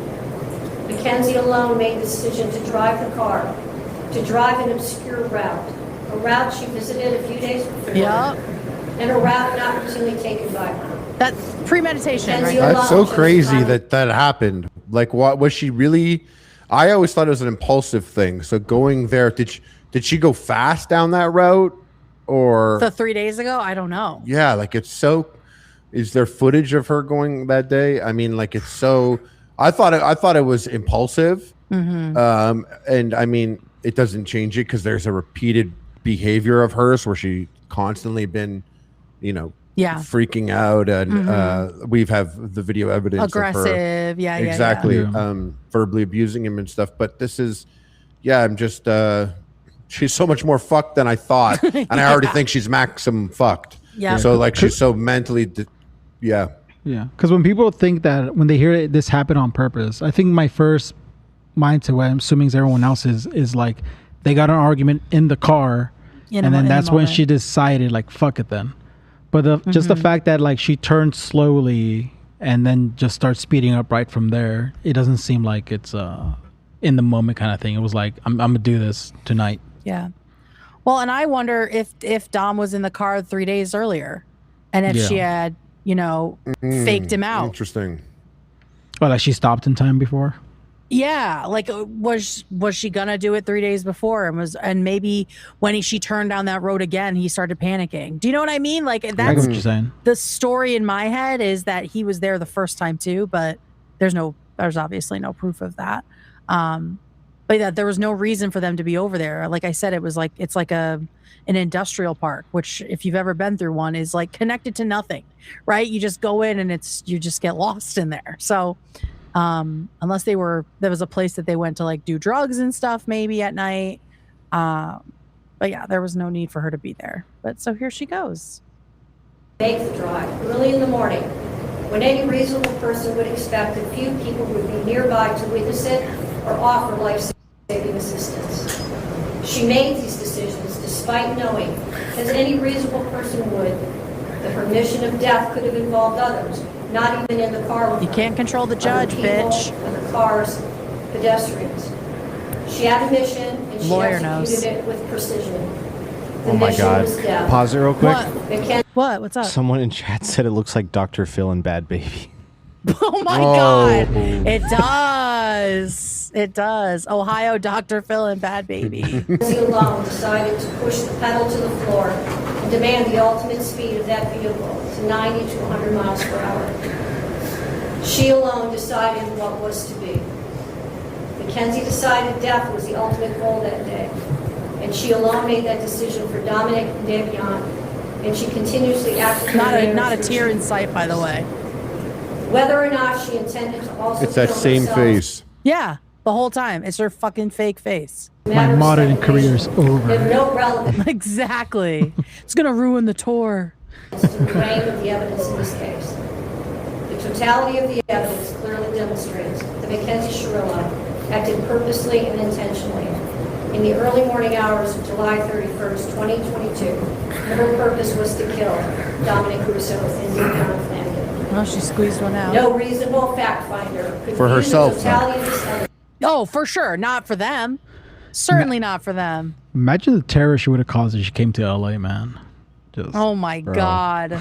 Oh my God. It's already crazy enough. I know, I was about to say. Jeez. Of course she wanted to go to LA. In this case, you come to any other conclusion. Her actions were controlled. This is the first time she's been held accountable her whole fucking life. Intentional. This is what happens when you don't punish your kids. They just escalate, guys. Punish your fucking kids. This was not reckless driving. This was murder. Bitch. Court renders the following verdicts. I love count this one. judge. The court, having had count one tried to it pursuant to waiver, finds the defendant, Mackenzie Shirilla, guilty of murder, to wit Dominic Russo, in violation of Ohio Vice Code. Oh, immediate handcuffs. Let's go. 2.02A is charged in count one. Count two. Her dumbass parents in the back. Having tried to it pursuant to waiver, finds the defendant, Mackenzie Shirilla, guilty of murder, to wit Davion Flanagan, in violation of Ohio Vice Code section 2903.02A is charged in count two of the indictment. Count three, murder. The court, having had count three tried to it pursuant to waiver, finds the defendant, Mackenzie Shirilla, guilty of murder, to wit Dominic Russo, in violation of Ohio Vice Code section 2903.02B as charged in count Yeah, three. your kid's a murderer, you dumb bitch. Count four, murder. You did this. You wrought this on the world. Finds the defendant, Mackenzie Shirilla, guilty of murder. Bye. To wit Dominic Russo, in violation Bye, of girl. Ohio Vice Code section 2903.02B. You just know she thinks that shirt's fucking ugly. Count five, felonious assault. The court, having had. Anyway, bang, bang, bang. She gets convicted of everything. And then we have the sentencing hearing. Oh, where is it? Here we go. So then a week later, she gets sentenced. And I pulled a couple of the speeches from the sentencing hearing. This is a time for the families to come forward and share the impact this crime has had on them and what they think or what they would like to ask for when it comes to sentencing. So first up, I believe we have Davion's mom. Did you want to say something, Nate, before we start? No, I hope you have I'm pretty sure you have the mom's one. Her mom's. Hers is insane. Yes, it's insane. Yeah. Julia said it's worth watching the whole thing. So yeah, we have that for sure. Yes. Your Honor, my name is Jamie Flanagan. This poor woman. I am the mother of the victim, Davion Flanagan. I want to share a small part of what we lost on 7/31/2022. My son, Davion, is and always will be so sad. So much more than cargo. He was precious. So much more He was than an cargo. amazing soul with a heart of gold. He gave to the world what he wanted most in his own life: love. Oh my God. The kind of love that would rescue a friend in the middle of the night, no questions asked. The kind that would protect others and honor them. He made friends easily with his infectious smile. He was a gifted athlete.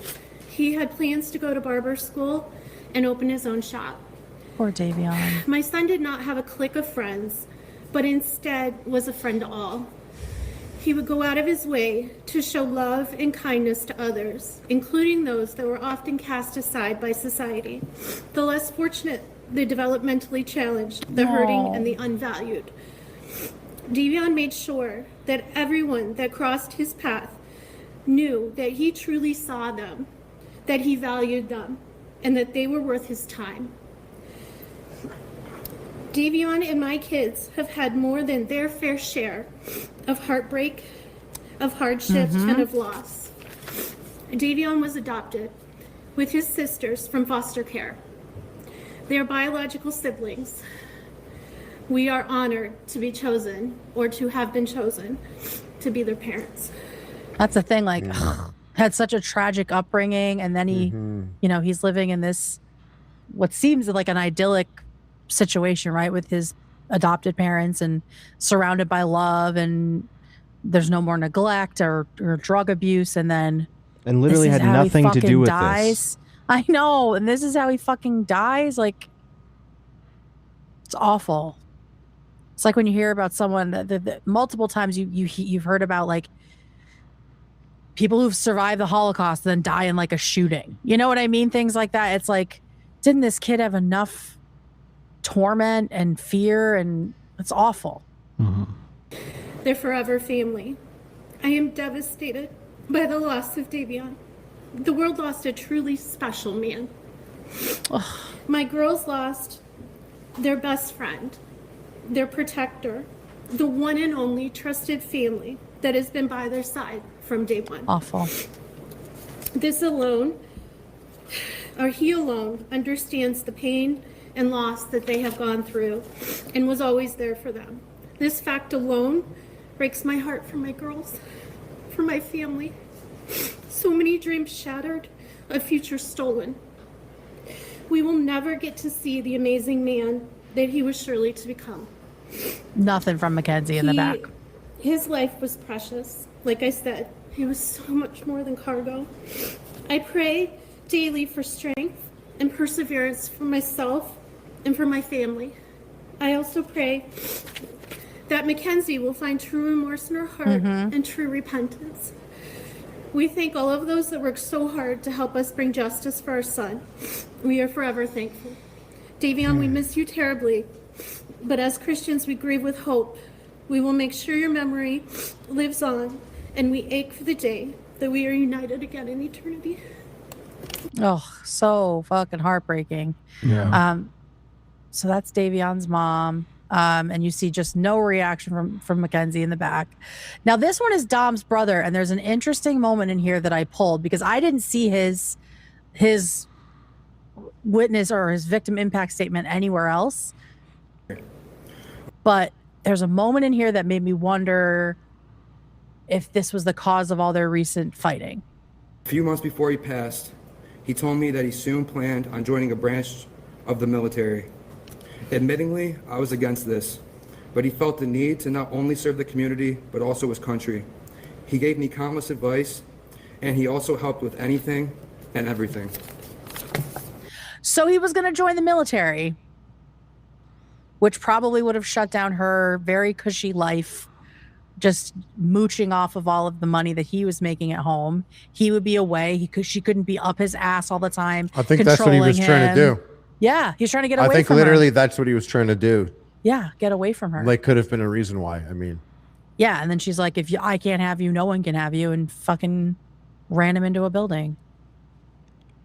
So I hadn't heard anything about the military thing. Maybe I missed that in the documentary, but that really feels like it could have been like a flashpoint for her issues, right? Her control and abuse of him.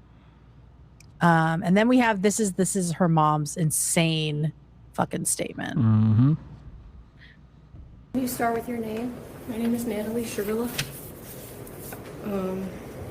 I just want to say, am I allowed to address them at all? Sure. I just want to say to the families that I'm broken, sad, and lost, and my heart hurts for everyone. Okay? Davion was her new friend, and Dom was the love of her life, and he was her new friend. Okay? She hardly knew him, guys. Come on. She hardly knew him, and she put him through a building. Like, this is her being like, so wait, she's gonna get. I just could imagine. I'm gonna make it up, but I can imagine like, so wait, she's gonna get a whole other life sentence.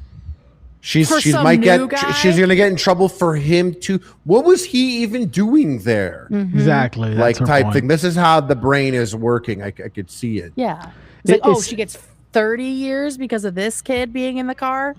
Yeah, her bringing up that he's a new friend makes it seem like, well, why? Like Harley was saying, why was he even there in the first place? Like she barely knew him. Like he shouldn't count for anything. Oh God! And being like that, she wasn't even friends with him. Really. Yeah. Like, why was he in the car? Yes. Like blame him somehow. Oh my God, she's so dumb. This happened and we're heartbroken. Okay, and then, Your Honor, this was a terrible, tragic nightmare accident to have happened that she has no memory of, and she will never emotionally. Oh yeah, that's the other thing. She remembers turning the car, but she doesn't remember anything that happens after that last turn.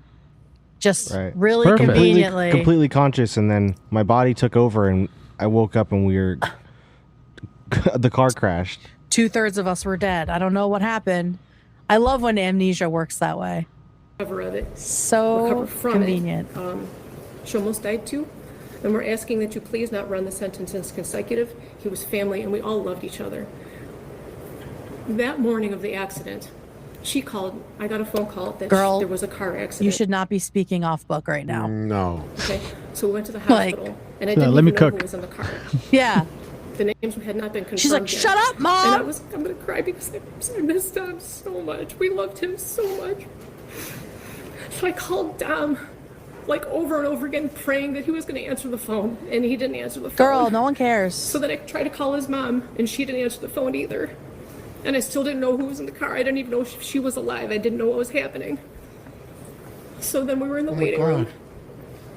And then his mom she did call me, so I answered the phone, and I was like, oh my God, like, I don't even know who was in the car. Like, what's happening? Was that Dom? And she said, what do you mean? My son is dead. And I was like, I'm so sorry. And then she said something like, and now I have to wait until your kid's out of the hospital. And then I didn't hear the rest. I was like, are you being like, you're defensive that this woman was mad at you? Yeah. Well, yeah, your daughter was the driver. Of course she would be upset with you.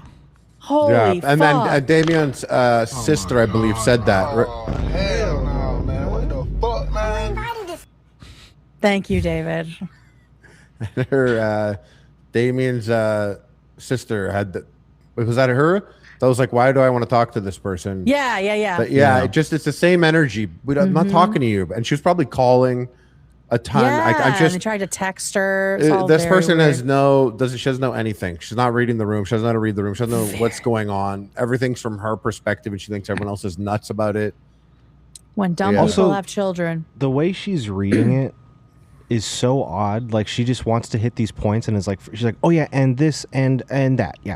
Like, she's so bad at doing this. Like, none of this is convincing at all. No. And it's like her point is like, don't forget, guys, she's also a victim. Yes, exactly. That's what this is. Mm-hmm. She almost died. No one was picking up my calls. No one was. I got yelled at. I didn't even know. She was. I literally got yelled at. She was so mean to me. So much, and I hung up the phone. I did not talk about social media. I didn't even know what was going on yet. Okay. Why are you defending yourself at this sentencing hearing? So in the hospital, that Vitality post, I commented on that because somebody had called her a murderer. What are you doing? Okay, and she's not a murderer, so she didn't even have her phone. She literally is. She was convicted of it, you dumb idiot. Because the police had still had literally a week ago. So I jumped on, and I was like, she's not a murderer. She's more sad than most of these people commenting. She's been trying to get in touch with you. You said it's the worst for her. An accident. So I commented on her behalf, not because. Hey, they're not alive to be sad. It's worse for her. You know. Modeling opportunity. I don't even. Who cares about that? I don't want them to refer to her as a murderer. Okay. And I don't even know how that commented got on the phone because the police still had her device. Girl. And she could not access her phone or social media. That's why I did it. And then she commented like 4 hours later. Exactly. Not even. I think it was like 2 hours later. Yeah. Awesome. They're calling her a murderer and making death threats and organizing groups to, take her out when she got out of the hospital. What? And stuff. So I didn't even want her phone. I don't care about her phone. I don't care about social media. I just wanted them That's to not true. Her a murderer so that when she did come to, and she did come out of surgery, multiple surgeries. She needs that big hook so bad to pull her off. Literally. Ever murder if you think she should suffer. Halloween. For 3 months after the accident, she would only wear his clothes. Pretty soon, I'm just gonna hit her with the fart overload because I don't. Please this is do, awful. please do. Now she's talking about Halloween and excusing the costume. Like this is not your time to defend her, you idiot. It's done. It's already over. It's over. You're supposed to be begging for mercy, not relitigating. She would only listen to the music he wrote. Okay, she was laying in bed for 3 months. Yeah, I'm sure she was very sad that he's dead. Yeah, all that information also really lends to her murdering him, by the way. Yeah, exactly. Just being obsessed with him. Yeah. Be fresh and alive forever. It's like a little Beauty and the Beast flower. But then she gets to just be the victim, right? The mourning girlfriend and get the clout off of that. Okay, she's got this shrine of him next to her. So she was crying for 3 months. So her friends asked if she wanted to go out trick-or-treating or Halloween. And it was at OU. And she didn't even want to go. She said, I don't know. Trick-or-treating, it's a college party. She couldn't even walk yet, barely. Well, she got that outfit on, baby, though. Please go. It's Halloween. You've been laying for 3 months crying. Blah, blah, blah. I want to hear the judge Oh, talk. wow. So you do continue to have her make wrong decisions. Exactly. And enable Please. her in the worst ways. Go to this fucking frat party, please. Mom, do you think it's a good need to. idea? Of course it is, sweetie. Of I love that you're dressed like a dead person. Mackenzie's like, Mom, you literally fucked this up. You can't even fuck this up any more than you've already fucked it up. She's like, watch this. Yeah, exactly. And she goes up and does this. Let me. He's a new friend. Oh, here we go. Here we go. Or Dom. Everything she did after the accident was either in honor of him, to be close to him, or just to be by him any way that she Got can. the most attention and engagement on social media. She's like devastated and tragic. He was the air that she breathes. That doesn't make things better, girl. Okay, and they went with his cousin. We spent all kinds of time with Girl, him. what is this? Look at your paper. What was the other thing? Just listening to you. She's like, oh, I forgot what I was gonna say. Wait, here's the judge coming in. We spent all kinds of time with him after the accident. What was the other thing? I'm hearing an awful lot about your daughter. I'm not hearing very much about the two. Leniency. Get cooked. Because this was a tragic accident that Getting she in does not remember. trouble. And Davion, Oh my God! Imagine getting in trouble with the judge. Right? You're in the middle of your presentation, and the teacher's like, "That's not what the topic was." I have never heard a Continue judge your clap presentation. Back. Yeah, I've never heard a judge clap back during victim impact statements. This is crazy. I love when she puts her two hands up. She's like, hold on. Stop. Yeah, whoa. I have more about my daughter. Oh my God, this. You're not supposed to cook me. For the accident. Yeah, please. What was the other thing? We don't know, I'm dude. hearing an awful lot about your daughter. I'm not hearing very much about the two dead people. Dominic, okay, I'm asking you for leniency. That's what you're supposed Because to this was do. a tragic accident that she does not remember. And Davion, he's a new friend. And I'm so sorry. Does that mean his life is worthless? No. What is she got her. talking about? No. God, no, not at all. And then she's like, They all. What? What? She's like, about to say kinda. too. You notice she's like she doesn't even know him, but then she stopped herself. Yeah, Yes. she didn't. That wasn't even the angle. It was never the right angle. Yeah. I don't know. Oh my God. Okay, I'm asking you for leniency because this was a tragic accident that she does not remember. And Negative. Davion, he's a new friend. And I'm so Denied. What does sorry. that mean? Is life Denied. worthless? No. God, no, not at all. They all loved each other. They all spent every day together. She's so brutal. You know what I mean? I don't know too much. So they all love She's each literally other close and to being spend like, every day "Woo!" together, and he's a new friend. And she killed him. All right, I'm hitting the fart overload. I'm done. Okay.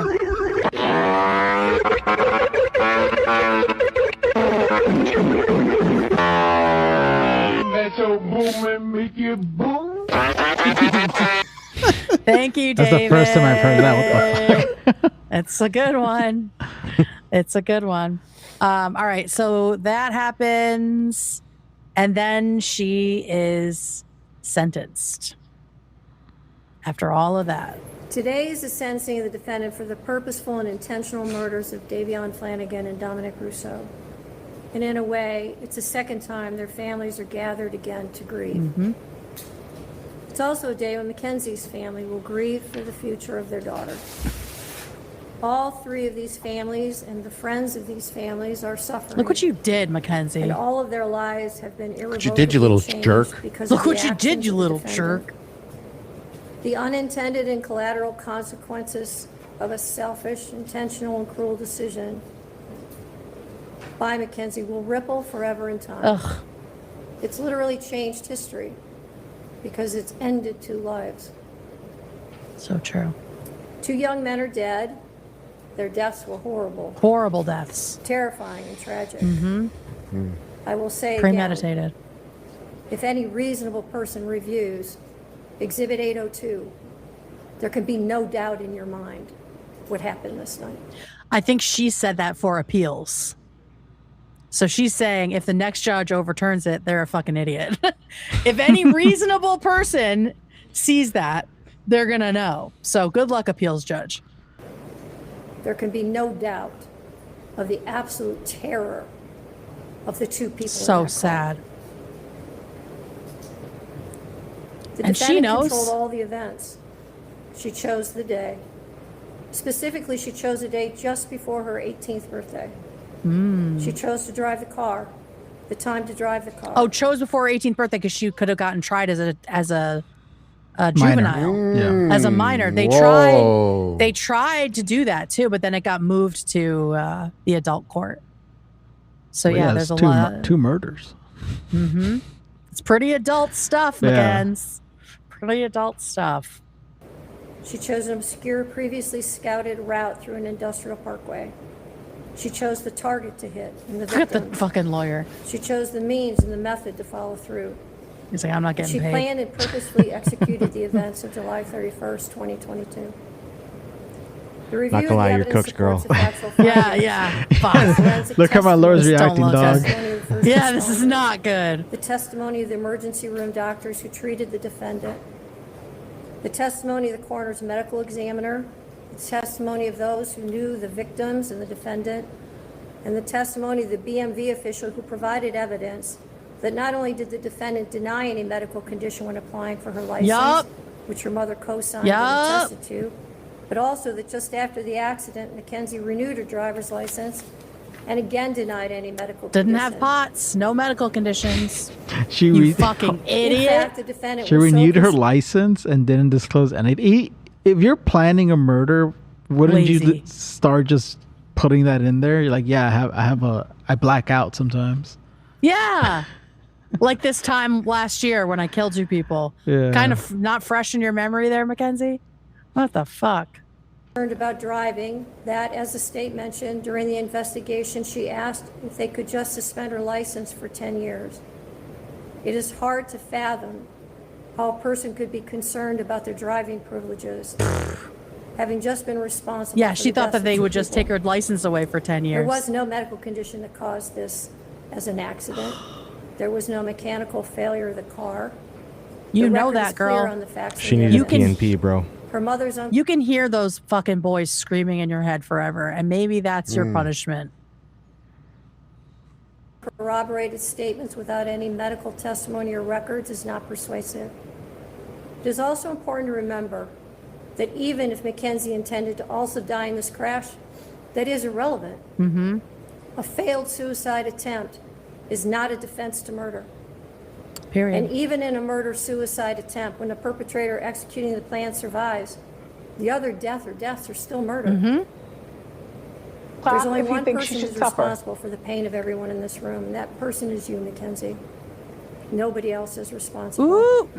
Well, this isn't the fault of Dominic's family. It's her parents. Or Davion's family. It's her parents' or fault. Your family. And I know that each of you have asked your questions to yourselves, what if? What if I had done this or that? The truth of it is, none of us can control the intentions of another. Yeah, Mackenzie didn't ask herself when that. there is a purposeful intent to harm or kill someone, it is the perpetrator alone who bears. All right, let's skip ahead here. Stand up, bitch. Years. Parole board, and that. All right.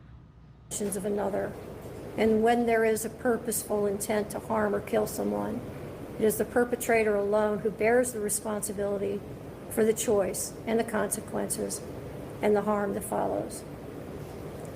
You're the a fucking idiot. For sentencing today, honestly, is whether or not I Little believe piece you of should shit. get consecutive Yeah, sentences. she's like the family annihilators, right? Who like take their whole family with them when they're suicidal. Like if that's what it was, she's like, whatever, I'll just want to fucking die. Like just had no thought for these other people in the car. I'm troubled Just about controlling. that should I give you a concurrent sentence, that people will believe that somehow I'm being disrespectful to one of the victims. And on the other hand, I have to weigh the punishment. There's a very good likelihood, Mackenzie, that you will spend the rest of your life in prison. Yeah, bitch. That won't be up to me. That will be up to the parole board, and that will be up to you to a great extent. I understand that the pain in this room wants me to impose the harshest sentence, but I don't believe that would be the appropriate sentence. This is where I Because do disagree with believe her. That Mackenzie will not be out in 15 years. So basically she's giving her the rope to hang herself with. Like, if you can get your shit together in 15 years and convince the parole board, you can get out. But she doesn't think she will. She thinks that she's a fucking devil that can't get her shit together. And I agree with that. Well, aren't the parents already trying to get her out anyways? Like, aren't they like fucking up really bad because they're trying to like immediately appeal? Yeah, they're appealing. They're talking publicly. We have clips of them. They're so fucking stupid. Yeah. Since on count 2. I've been really the caught murder up of on the parents since I saw the document. I'm like, oh my God. Hearing them talk about it was just like, you don't have a clue what the fuck is going on, do you? No, not at all. Not at all. Davion Flanagan, 15 years to life. She's sentenced on count 1, To life. the murder of Dominic Russo, 15 years to life, to be served concurrent to each other with credit for time served. I'll waive fines, fees, and costs, and your appellate counsel will be assigned. Are there any questions from the state? So concurrent means that she's serving both 15 to lives at the same time. Yeah, they're not stacked. Instead of consecutive, they're on top of each other. And so that'll give her the opportunity to rehabilitate herself. Is that going to happen? Even the judge is not optimistic about that. But then I'm like, okay, then why wouldn't you just put her in forever if you don't think that she is capable of rehabilitation? So I'm not sure what about the leniency is. I think it's because she's young. I think she's hoping that she can change. But okay. I mean, That's she'll be at valid. what, 33 by the time she's able to get out? Mm-hmm. So We'll see. We'll see what happens. All right. So there's been a lot of shit going on since all of this stuff happened, especially in the last 2 weeks since the documentary dropped. And one of them is Mackenzie's mom. She went on this very small random podcast. I don't understand it. It's like these guys out of Boston. Oh, hell no, man. What the fuck, man? So she goes to this, she goes on this podcast. This guy's in his fucking car. Holy shit. This is what the podcast looks like? Yes. This is literally the podcast she goes on. David, you're the car guy, by the way, of our podcast. You're the car guy coded. These 3 guys are the most conservative looking guys ever. Yes, It's like 100%. all 3 are a different stereotype. This Look at literally this looks like I'm this Slim looks like- God. I'm Randy Allen Boucher for sure. Okay, well, the Boucher. Yeah, I guess I'm Jay Brill then.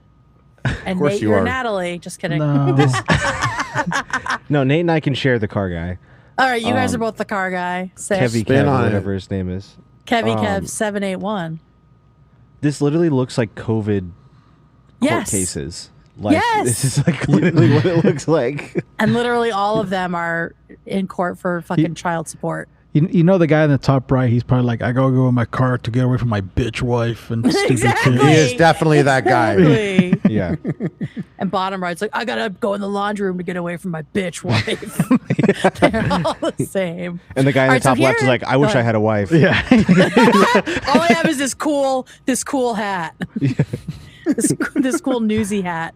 All right, so here she is. Just she's so dumb. She's so dumb. But this is the first one. This is when she's talking about. Someone said the guy in the car is my Uncle Kevin. That's your Uncle Kevin?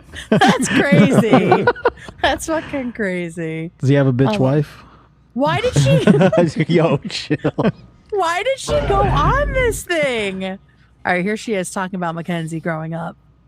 And she had no problem with school. Did she get into fights or anything like that? How was she? Did she work and play with others good? Shut up, Ben. So Cash App. it's not. She didn't. She had challenges. Okay, there was a lot of fisticuffs with like teachers and whatnot. Oh, interesting. Fisticuffs? And I always used to tell her Fisticuffs? Like physical altercations. Well, literally, that's like that. I feel like that's the level we're working with her. I think that's where we're at. Yes, I don't think we ever saw evidence of that, but that's just what it gives to me. It is And, hot I Cheeto mean, girl coded to hit a yeah, teacher for sure. Yeah. Chill with the hot What? Cheeto girl. Why? Are you a hot why? Cheeto girl? Are you a hot Cheeto girl? Listen, I love hot Cheetos. Latinos love hot Cheetos. Oh, is that what it means? It's Oh, I always Latino thought it was white girlfriend? girls that were hot Cheeto girls. No, there's a lot of growing up, going to high school. I always see the girls eating hot Cheetos for breakfast. Yeah, or Takis. Yeah. Okay, okay. But I everyone won't knows say it hot anymore. Cheetos is better. I still have to try both of them. What? All right. I've Wait. never had either one. I'm out of here, David. I know, dude. It's crazy. Sit down. I Sit can't believe down. I've lasted 62 episodes. 62. How crazy. All right, here we go. So she's hitting teachers. By the way, real quick, just want to, because Lana made a point, we just hit peak concurrent live viewers ever. 11,000 people are in here right now. Shout out. Oh, welcome, everybody. Thank you. I didn't know We hot have the Cheeto most- girl was racist. I always knew it as white girls in their Cookie Monster pajamas. I think white girls do it too. I think it's more meant for like bratty girls, where like that's all they eat. But it does sound like it's rooted in Latina stereotypes. I mean, so I mostly thank you for My correcting me, ex everyone. that jump kicked me was Latina, and she was hot Cheeto coated. Always. She was both. Uh-oh. Anytime I think hot Cheetos, Yeah. I just think of that tweet where it's like all girls do is eat hot Cheeto, eat hot chip, and be bisexual. You guys know what I'm talking about? And lie, yeah, and be bisexual. And lie. Oh God, yeah, stolen valor. Okay, so the white girls are doing stolen valor with the hot Cheeto stuff. Understood. Yeah, she definitely All right. she has stolen valor energy. We can say that. Absolutely. Okay. like if her friend told her that she can't have something or her friend can't have something, she would stand up for her friend or herself and not like back down from that. So there was a little fisticuffs with teachers that way. Girl, this is Oh, not how because it she is. was being the hero. Yeah, oh, she's a hero. She hit That's the what she teacher is. because she was being the hero. Hang on, I need to hide this one. I'm putting you in timeout for saying something's ghetto behavior. That's racist. All right, let's continue. Had a mouth, so she used to get in trouble for her mouth quite often, but not like fights. She got in trouble for her mouth. Now, was she like her friends at school? Were they the same? Did she keep the same group of All friends? right, so that was that. I just wanted to show that little bit. I mean, we already knew that she was a fucking nightmare in school. Well, wait, let Boucher finish his point. Oh, you want He's Boucher to cooking. finish? Okay, yeah, I he's love Boucher. cooking. He's cooking. Elementary to junior high to high school, were they the Junior same group high. of friends like throughout? Yeah, she stayed pretty friendly with all of them throughout. Mm-hmm. And how are they feeling now about this whole situation? Is it divided? Also, I gotta say something. This is like a mid-40s dude, and he has a RGB light-up chair that he's sitting in. What, Pretty bro? crazy. Like, dude, are you 40 in a race car chair? Yeah, loser. What a fucking Like, loser. What are you, childless and 40 in a race car chair? What's wrong with you, bro? Literally, bro's in a race car chair. Sponsored by his favorite, by his graphics card company or something. What a loser. Grow up. Listen, completely different. Hey, get a life. Get a life and grow up. All right. All right, let's do this one next. All I just right, want to say I feel like I can swim faster than him. You can swim I've never faster? claimed myself to be a fast swimmer, but his name is Swim God. Oh, Right. yeah. You said you hate water. No, I said I hate knives. No, but you also said you hate water and you don't like going in water. I don't like going in water at the beach, I think I said. Or in pools. When did I say that? I said pools specifically? I thought we were talking about the beach. Well, I mean, we went to a pool party and there was only one person that was not in the water. I was going to say I still don't prefer to be in the pool. Why? We'll talk It's about not it like later. an automatic, like, whoa, the pool. Let me get in my bathing suit. It's just something that I actively have to be like, okay, do I want to be all wet and then dry off and then change? It's a Do I want to do sensory that? thing. It's a sensory thing. Yeah. Having said all that, even more to my point, I still think I could swim faster than him. Yeah. By the I way, think you could pre-roll too. princess is like freaking out in chat because Kevin It's her is, uncle. It's her uncle, and she's like, I can't believe my uncle Kevin made it to the pod. I'm about to call him right now. This is really your uncle? Apparently. What? Kevy Kev. Why is he doing this pre-roll? Wait, who is it? Pre-roll princess? Oh my god, that is so fucking funny. Ask her how he got the scoop. Ask her how he got the scoop of Bitch, text him right now. how did he get Miss Shirilla before us Is on he the pod? What smoking the a fucking fuck? joint on this podcast? Yeah, dude, doesn't he know he's supposed to get one of these if he wants to do that? Come on, bro. Dude, I can't believe this. Celebrity in chat. Niece of Kevy Kev. Wow. That is Maybe so he's the fucking funny. progressive of the group. You know? Maybe. I hope so. He's like, oh, my friends hate their wife. I love my Yeah. wife. I think Dude, Kevin this is loves so his wife. fucking funny. I go to the This car to is so smoke funny. to not disturb my wife. Yeah. Shout out the JFK show. Kevy Kev 781. That is wild. All right. All right, so this is the next clip. This is when she's talking about the carny talk. I'm sorry I screamed, guys. This is like the all right, so this is the like the gibberish that she and Mackenzie were speaking to each other, and she has more to say about it. Now, when she said something like blaming, and you don't have to answer this if you don't want to, because I'm sure you heard this question 1,000 times. Okay. But when she said something like blaming on the pots, blaming on my seizures, did she say that? Seizures. Was that something that she said, or did they? So misconstrue Boston. it? I know. No. So I know. Say that? Was that The But when seizures. she said something like blaming on the pots, blaming on my seizures, did she say that? Was that something that she said, or did they misconstrue it? No. So This lady should the prosecutor have an I guess, in one of attorney. those documentaries. Hey, should I'm not seizing you. Hey, I'm seasoning it. This guy's like a time traveler from the 1920s. Like this Hey, is like what do you say? Prohibition Boston dude. Like he brought his hat with him. Yeah. Says that what they're speaking right now is something like gibberish.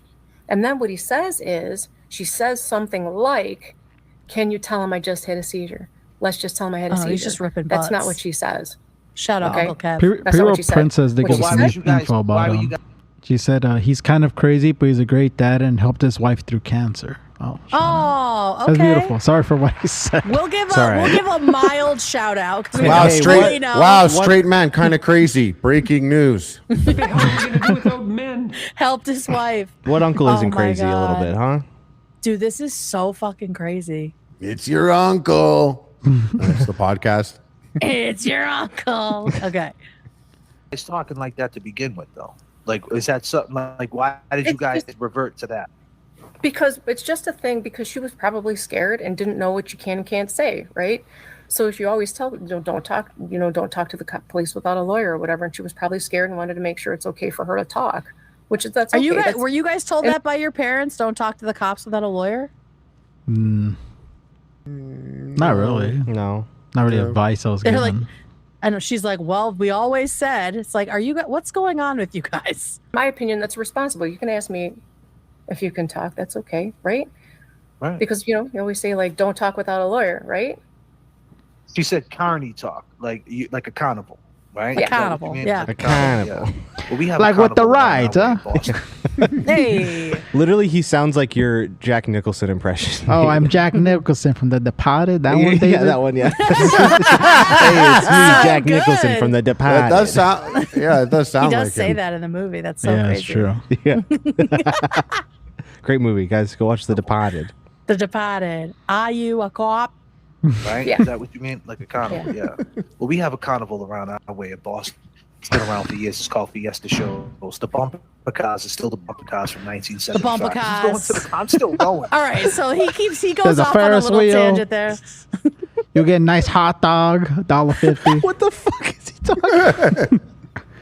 Like, we don't need to talk about the carnival, bro. It's like, shout out. I'm gonna be emceeing this weekend at the carnival. Out of the carnival. Come on down with the kids. Who's going to the Bring I'm your still mother. going though. I don't care if it falls apart. I'll still be. We're still on Carnival Talk? She's like, I have no idea what he's doing. Yeah. But yeah. Why is she so relaxed in this too? Like, this is like what, right after? Pretty soon after?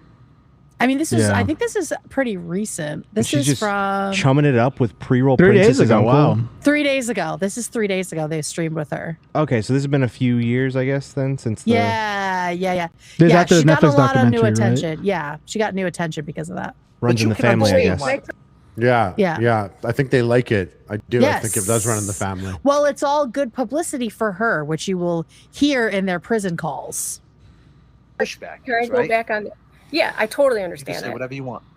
But that's not what she says. Okay, what she said wanna know was, why and I'm gonna she tell knows you, okay, because carny the word seizure, okay, in carny talk is loaded with Z's. It's very hard to say in I was seizure, thinking that. right?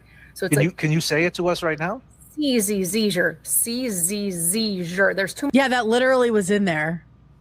Right. That was literally in what she said. many Z's in there. So if you don't mind saying, blame it on the seizure. Go ahead and say it in that language. I'm if you afraid don't to mind. do that because what if they edit and snip a soundbite and plug it into Oh, other things? Oh, she's PR trained. Oh, interesting. You don't want to say the thing that's going to sound exactly like what she said. That's I just don't want them to do that to her and me. No, I get But it. if you And I'm listen not to trying- that sentence, there's no word. That word is not in that sentence. So then, what did she say? Why can't you say what she Literally, said? yeah. What the fuck is she talking about? So here she is now, right? You're getting all this pushback. She's talking now. When you guys were talking about Can you Kim pause it real Kardashian quick? and all these different, I just want to say, no hate to We're done pre-roll with Princess's this. uncle, but like, why are these other two guys here? They're not saying anything. They're not talking at all. They're There just- is emotional support screens. They've learned not to disrespect the swim god, okay? That's They true. learned the hard way. They know who's the boss. Blame it on to seizure. No, they don't have their own little thing like Swim God does. I mean, come on. Damn. Yeah. Yeah, they don't have the setup. He's in his fucking car. I feel like I just got bumped down to Jay Brill and now Kate's Swim God. Yeah, I'm I just Swim lost, God? yeah, I think I just lost my status because I've been quiet for like the last 2 minutes. I was feeling very Jay Brill coded. Very true. Yeah, he hasn't even like blinked, I don't think. So that is like you, Harley, when you're I'm when you take I'm a now little just now moment. that you mentioned I just got bumped up to Uncle Kev. David is now Jay Brill. Okay, I depending love on also what- that there's only like one lamp on in Jake Brill in the background, and he just has the computer screen lighting Yeah. his face. That's good enough. I like that he's been That's good staying enough. straight. He doesn't really move. No, he does. These are He's old pulling men, a Noah guys. Samson. Yeah. Yeah, these are old men just trying to make it work. Okay, next up. Good. It's better. Good for that they're here and they're them. doing this instead of being out loose. It's good in to the middle keep of the night. It's good to Loose keep men men. busy, you know. It is, Yeah. and they Yeah. love a podcast, Yeah. don't they? Look at them all. Look at all these men in this podcast. What the hell are we gonna do without men? Speaking of loose men, Mackenzie's dad just last week got put on leave from his job Yep. as a result of the documentary. Yeah, he worked at a Catholic school. Mm-hmm. He's all like, "I'm cool with my daughter smoking weed. Weed's I'm cool with that." Ah, dude, murder. Come on. My little girl would never. And then, so he got fired for basically being so flip about the whole thing and just questionable. And kind of co-signing her underage weed use. Exactly. I was going to say. What can I do? Exactly. Fucking loser. Yeah. So this is the letter that the school apparently sent to families. It says, families and guardians, we are investigating allegations made on social media that one of our teachers has demonstrated poor judgment. Upon learning of the allegation, the school acted immediately and placed the teacher on administrative leave. The investigation is ongoing. We want every parent and family to know that the safety, well-being, and trust of our students remain among our highest priorities. We take all student concerns seriously and are committed to responding promptly and responsibly whenever concerns are brought forward. I just know the student body went nuts about this. While we are limited in what we can share during an active personnel investigation, please know that we are reviewing the matter and will provide additional communication as appropriate. So, I mean, I don't know if he's going to get fired. I don't think that there was anything in there worth firing him over, but maybe just because of like the negative attention he brought, he won't be brought back next year. Who fucking knows?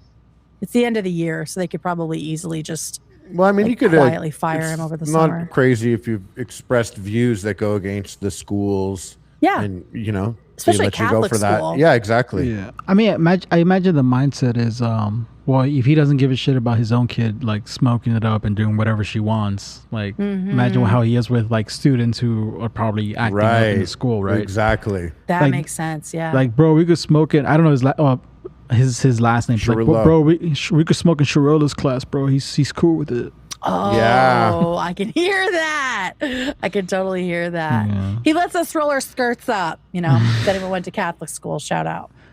All right. So here is fucking the dad talking to TMZ. Like, these people won't Good move, Dad. Good move, Dad. He's a bigger buffoon than the mom, right? From my understanding. Well, they're both so dumb. But I feel like he's like it feels like he's not part of their conversations, like with the mom and daughter. Like he's doing his own thing. He's not coordinated with them. Right. Yeah, for sure. Very dad coded. So, Steve, in the documentary, same lighting as the other guy. There is a lot about marijuana. Yeah. Dad lighting. That your daughter had used marijuana and that you, at least the way it was portrayed, didn't have a problem. And it seems that this could, and that it may have contributed to the crash. So, because remember, she apparently didn't even try to apply the brakes, and she was going. You guys all thinking what I'm thinking right now, eh? What? It's a nice Rolex. Oh, I Is it a Rolex? Definitely not think of that. How can you tell? It's the Batman Rolex. On the marijuana side, which seems to be pretty relevant. The Batman Rolex. Wow, that's so cool. Google it. No watch talk on After Dark. Okay, so don't talk about the watch. I'm chilling. We do Subnautica talk. By the way, David, did you finish? No, not yet. I've kind of been stagnant, but I'm getting. That's good. Take your time. Okay. Yeah, enjoy it. Take your time. All right, listen to this I'm dumb exploring motherfucker. the dunes right now. Okay. A problem, and it seems that this could, and that it may have contributed to the crash. So, because remember, she apparently didn't even try to apply the brakes, and she was going extremely fast. So, on the marijuana side, which seems to be pretty relevant, what do you say about that? In the documentary, that is part of a longer answer. That was one part of, and I can't remember what the question was. Yeah, because you're high right now. Yeah. Interviewed us for 2 days straight, and then you don't think I know if someone's on camera talking stoned? Come on, buddy. He definitely does look rough. Yeah. Yeah, very He's not rough. sleeping very clearly. Yeah. Which, I mean, yeah, your kid's in prison, right? And clearly there's like a codependent situation happening with these parents and her. So, like, that sucks. But also, and he's getting probably fault. Not to make it seem better or make it justified anyway for him, but he's getting fucked up messages. Oh, for sure. And also, for sure. Regarding his one light, dads are only allowed to have one light in their rooms. That's true. That's a rule. They got to keep it down in there. Yeah, keep it down there. I see. Yeah. Gotta keep it low. Did more interviews, so there was a lot of questions answered. My answer wasn't my answer. Oh my God! Explain this wasn't in support of marijuana, and it wasn't saying I'm smoking marijuana. What I was saying is that who am I to say who can smoke and who can't smoke? Now it's your daughter. You definitely could say to your daughter for who sure. Am I? You are the father. That's who you are, and she's underage. Hey, who am I?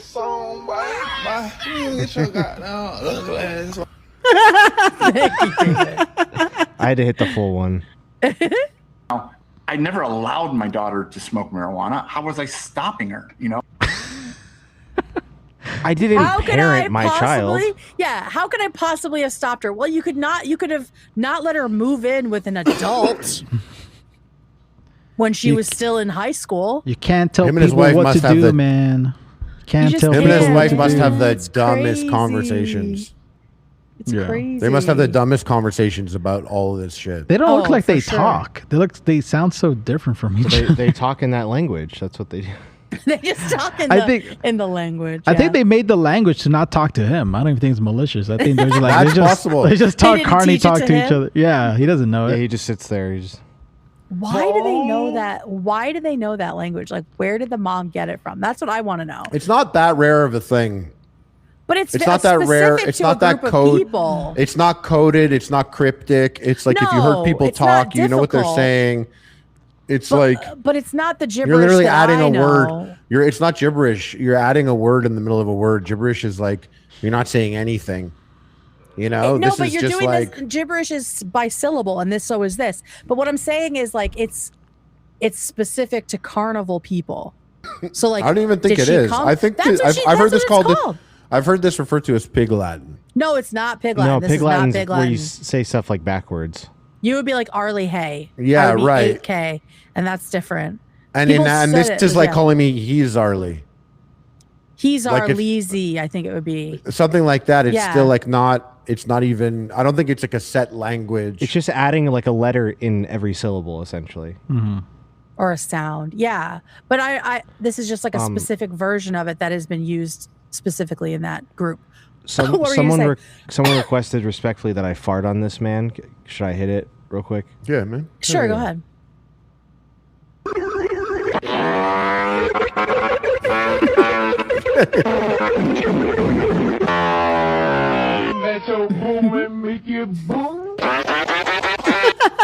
Thank you.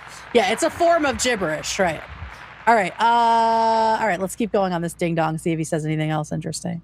She was. I couldn't lock her up in her room. Because she didn't live with you. I'm not quite sure where there's a problem with what I said. It was never, hey, everybody go smoke marijuana. Hey, you should, it's, I don't understand why the documentary felt the need to put that in there. I don't know what the relevance was to my daughter in this accident she was in. Right. Well, that's the problem, isn't it? I mean, the relevance is that they had no control over her, right? That's kind of, there's like, is you admitting that she could do whatever she wants. There will be no actual consequence to anything she does. And then that's also then like amplified with the court when they're trying to like defend her, where they're just like, well, it's just a mistake. And also she's also a victim, Yeah, it all adds up, brother. And I don't know why you can't see that. Okay, so that's him. I don't think he says anything else very interesting, so we can just keep it pushing here. Okay, so in court, all right, so now that's her parents. Mackenzie is causing trouble in the slammer. She's gotten a lot of different disciplinary infractions since she's been in there. Everything, let's see, we have consensual sexual conduct. So she's fucking in prison. Being out of place, she's gotten many times. Disturbance of a direct order, misuse of authorized medication, sexual harassment, possession of contraband, general violation of rules, possession of property of another incarcerated person. So thank you, David. So she's got a lot of little infractions. We know from her mom that she had a problem with authority figures at school. They seem to have carried over to prison. And also she seems to be finding some interesting friends there as well. For instance, her jail girlfriend, who is now out of prison and spoke out about them being together, which I love. So let me skip to the 3-minute mark because this is a long ass video. Y'all need to be better at telling stories.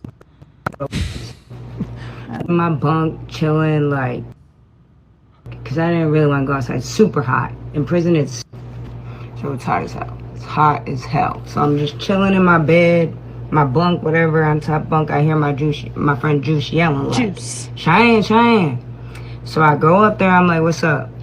And she's like, hey, bro, Mackenzie Spen thought you were cute since you first popped out. She already has a little nickname for you. She calls you Fro. Well, obviously Fro because the hair. But at the time, I didn't have no like lineup or nothing. So it was just a crazy Fro. Like, she calls her Fro. And I'm like, all right, bet. And she was like, well, she said she wanted you to meet her on the next yard. So she's already like running things in there, like coordinating shit. Yeah, she has a little goon just to talk to her crushes, bro. It's crazy. Exactly. Like, bring her to me. Like, this is crazy. So I'm like, all right, that's cool. So I go hop in the shower because, like I said, in prison in summertime is horrible. Like, you have to have like 4 fans or you're going to be like stuck to your bed. Honestly, stuck to your bed. It's so bad. So I hop in the shower, whatever. I go outside to hit the yard. I see her and Jasmine immediately walking.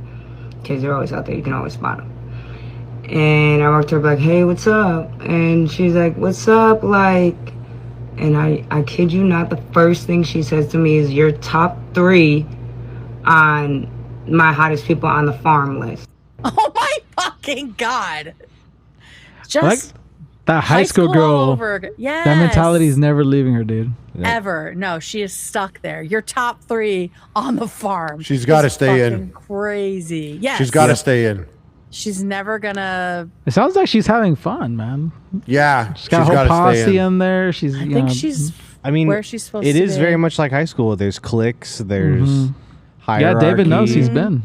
Whoa. We didn't get that part of the lore yet. We didn't get that. Prius. Yeah. He's like, yeah, prison's crazy. The farm is nuts. Yeah, the farm nuts, is dude. nuts. So this is like the full interview that they did with her. So she dated her when they were both there in 2023. Mackenzie was a new inmate and she's already like running things and having people do her bidding, which is crazy. In one of their earlier conversations, Topping recalls that Shirilla laughed while telling her that fellow inmates referred to her as Shirilla the Killer. Oh. So she loved that They beat you name. to it, Harley. Yeah, Makilla Shirilla. Well, what the heck, dude? I didn't know. That's why we got to stick with Crash Bandicoot. Why is that? What's you mean? Why is this Crash person? Bandicoot, yeah. Why was this person that donated to us bothering me to if we already had a? I wouldn't do. I would have because saved. she likes that one. Look, she's taking No, selfies she would have in loved prison. Crash Bandicoot also. Yeah, it's true. That's true. Okay, so basically the other thing that Cheyenne was saying is that when she was in there, she was very much on Mackenzie's side, obviously, because they were romantically involved. But from the way Mackenzie framed the situation, she was like, this is fucked up. Mackenzie's obviously innocent, right? But then she got out. And she said, when I was in prison, I honestly believe maybe she's not guilty because of the limited information I had. Then when I saw all the evidence when she got out, I was like, whoa, Topping says, adding that she quickly realized Shirilla was not who she pretended to be. When I left prison, I did not view Mackenzie as the monster she is being portrayed as. When I first got out, I was like, oh, they don't know what this girl's been through.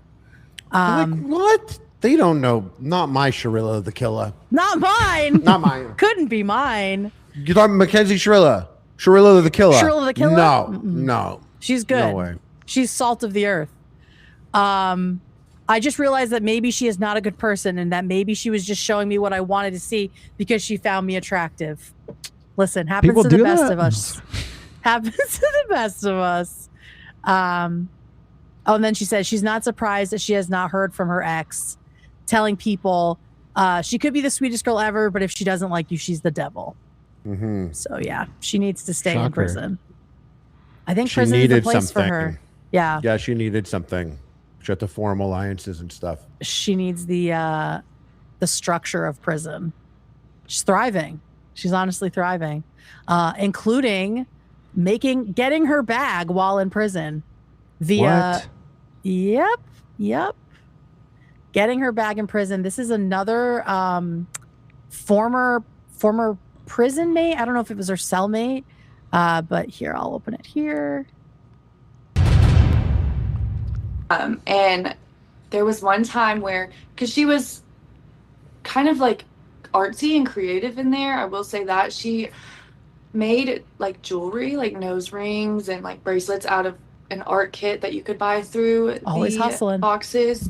And she was selling like jewelry, shoes, like custom making shoes and, you know, tailoring clothes and things of that sort. And she told me and one of my friends that were... It seems like she's very smart and like needs to find things to do because she hasn't been like challenged in any real way. Because she's not just like sitting in prison. She's like innovating things, right? So she has Parents' a fault. brain. It's absolutely her parents' fault. They wasted her. Talking to her about it once that if you wanted to buy it, you could send it to this Cash App, and it was her mother. She was on. So her mom's collecting money for her via Cash App. Oh yeah, and then she probably transferred it to her, right? That's pretty much how it's being done. Right, to buy Put it on her shit or books. whatever. How is that allowed? That should not be allowed. These like sugar daddy to this Cash App, and it was her mother. She was on these like sugar daddy for inmate websites, which they're not advertised as sugar daddy, but that's what we call them inside. And she's no longer on them anymore because I think people have kind of like found out it's not a good look, obviously. Oh my God. So I wouldn't be surprised if she got a lot of traction from that when she was on there. Gotcha. So would that be kind Let's of make like an account and go find her. thing? Like she would send things, or how does that work? So it's similar. You know how Gypsy Rose met Ken and Ryan both through the Pen Pal websites? That's what they are. Oh, but okay. So it's a Pen Pal website. So she's not just flirting with the girlies inside. She's also lining things up. Taking on the advantage of outside. nice men on the outside. That's right. Yep. Very nice, normal guys. Yeah, all of the nicest men I know are talking to prison women. Hell yeah. Love after lockup, baby. And so we'll start with the flirting with men call because you can hear how excited she is about. Whoa. I know. Phone right? calls from Calls prison. From prison. I like how this is a choose your own adventure too. Right? Go back to that. That's crazy. You want that again? Yeah, it's very like New After Dark 2010. intro. Yeah. Oh no, you know, wait, bring it back. Bring it back. Oh God, what? Here. Okay. Wait. Shut up. Oh, smash, huh? Hello? Okay. Oh wait, go back one more time. Okay. Also, Phone calls from prison. That's supposed to be like Tobuscus. No, yeah, I was about to say it's but Yeah. Tobuscus. That was good. hey. Is that her, by the Also, way? too, there. Is that a picture of guess her? so. What are That's people nothing saying? like Probably her. AI. I don't know yet. I didn't go back on there. Somebody just shared the screenshot with me. Do you know who that is? All right, where the I fuck is can't it? think of her. Here it is. And I love nature. Oh, here she's talking to one of the guys. She's just No, sitting. it's She's all- sitting on the phone with her mom, answering these emails to these guys. For the news anyway. I'm 19. I'm 19. I used to model. Also, no. Yeah, they They're should not hanging on to A that. lot of What modeling's Not going on really. in Ohio? Let's be social honest. media Literally. work. Like unboxing shit. Oh, unboxing. I went to college. That's the first I've heard of her going to college. Nutrition. Nutrition. That's a lie. And I love nature. Yeah, so she's just like flirting with these guys, and her mom's just listening to her. And I think maybe her mom's transcribing it. I'm not sure why. Is that what they're doing? I thought she was like filling out her bio. Yeah, I don't know. It's surprise. It sounds like a bio thing, but still like insanely fucked up that her mom's just setting this up for her. I know. You can't put your hands on people. I don't know. She low-key wants somebody to say something. I want someone to say something to her, too, so Jenny can knock them the fuck out. Oh, cool. What a cool person. No one said shit to her. Yeah, she called me at lunchtime so far. Oh, I think this is about her sister. Oh, God. Yeah, she called me at lunchtime so far so good. She's having a good day. No one said shit to her. I don't know. She low-key wants somebody to say something. I want someone to say something to her, too, so Jenny can knock them the fuck out. And I told Jill. Girl, she has not changed at all. Go ahead. And her mom seems super into it too. Yeah, she's like, she low-key wants to beat someone's ass. Like, you're raising another murderer? Are you raising a second murderer, ma'am? Is that what's happening here? Fucking hell. All right, and then we have her and her mom. This is another call of them being very excited about how much news her murders have generated. So the clout. Just disgusting. Over the world now that Today shows like national news. Okay, I got to tell you one more thing. What? It was published in England. What? Yes. Just so excited. About it? See, now this is why I think that the mom is like desperate to connect with her daughter. And so she's loving that her daughter is like captive right now. And that she is her lifeline to the outside. I think the mom feels of use. The mom is very close to start calling their detractors haters. Yes, I'm sure she already is. She's almost there. She's just up there. You're just a hater. Yeah, I think she's enjoying this. I love the context. Honey, your murders made it to the UK. Exactly. Yes. England. Your murders are worldwide, they love baby. it there. Girl, you are huge in England. World news? I think the Daily Mail just publishes it in all their publications, but yeah, the UK. It's on the Daily Mail? In UK. Maybe Kim Kardashian will reach out herself. Kim Kardashian will reach out herself. I imagine she wants Kim Kardashian to like represent her or try to like get her out of prison. She is studying. Like she failed a bunch of times, but she's still did trying. fail. Yeah, I she would failed love that. Kim Kardashian ain't touching this shit. Let me tell you. I would love that though. That would actually be funny though if Kim Kardashian got her out. Kim Kardashian? You say Kim? That's actually if I were a gay porn star, that's my porn star name. Kim Kardashian is so good. I love that. All right. But I'm saying, I'm hoping. Use the famous name and then just add the porn stuff to it. I'm hoping we're getting there. I was going to do this anyway, so this is great. And they could just reach out to us. Mm-hmm. Craziness, baby girl. What do you think you're gonna get out of this? Like, yeah, what they're is? like, we're getting there. They're trying to like make it like seem like it's like this insane injustice, and if they get enough popularity, they'll overturn it. But really, it's just about the clout. In the documentary, the mom talked about how there's so many people, or was it the Free Mackenzie? There's so many people who make videos about Free Mackenzie. It's just like, well, it's not fucking true. It can't be true. Okay, and then here she is. Let me pull this one up. Here she is making fun of the detective. Oh, where the fuck did it go? Hang on. There it is. All right. Here we are. You can't. So now she's insulting the detective while she's still in prison. You can't sit in there if you're a witness. How come the It can be detective very was a hard. witness? You're allowed to have one state representative in there. They're allowed, I should say. But he was the exception. That's weird as fuck. Mm. He's ugly. Well, like the I was whole like thing is trying to weird. like look. He's ugly. That's weird as fuck. Mm. He's ugly. Well, like the I whole was like thing is trying to weird. like look at him like, what is he? He's like not white. He's just so ugly. Like What is he? He's like not white. He's of so course, ugly. this bitch is also a racist. Like, I was, like, trying to, like, look at him, like, what is he? He's, like, not white. He's just so ugly, like. Well, definitely inside. He's definitely ugly inside.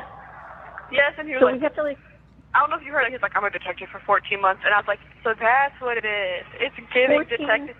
It's giving 14 months. Girl, shut the fuck up.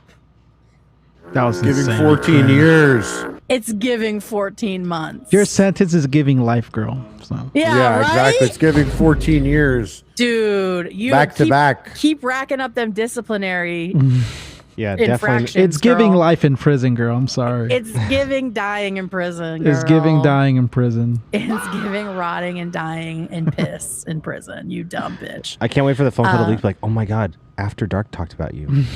Yes, yes. No, they're gonna We're be like, getting there. We're doing it. Well, do we? It'd be great. Do we have her sugar daddy profile to review it?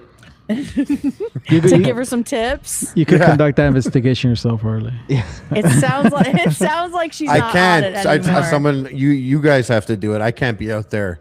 That's Then true. people will be like, look at him, look what he's doing. He's out here. Classic If it's David, they'll be like, oh, he's doing some boots on the ground investigative journalist stuff. It's you. It's just too predictable. If it's me, I'd be like, look at this gooner. He's like, oh yeah, it's because David does website magic tricks, like the Wikipedia one. That's his new magic trick.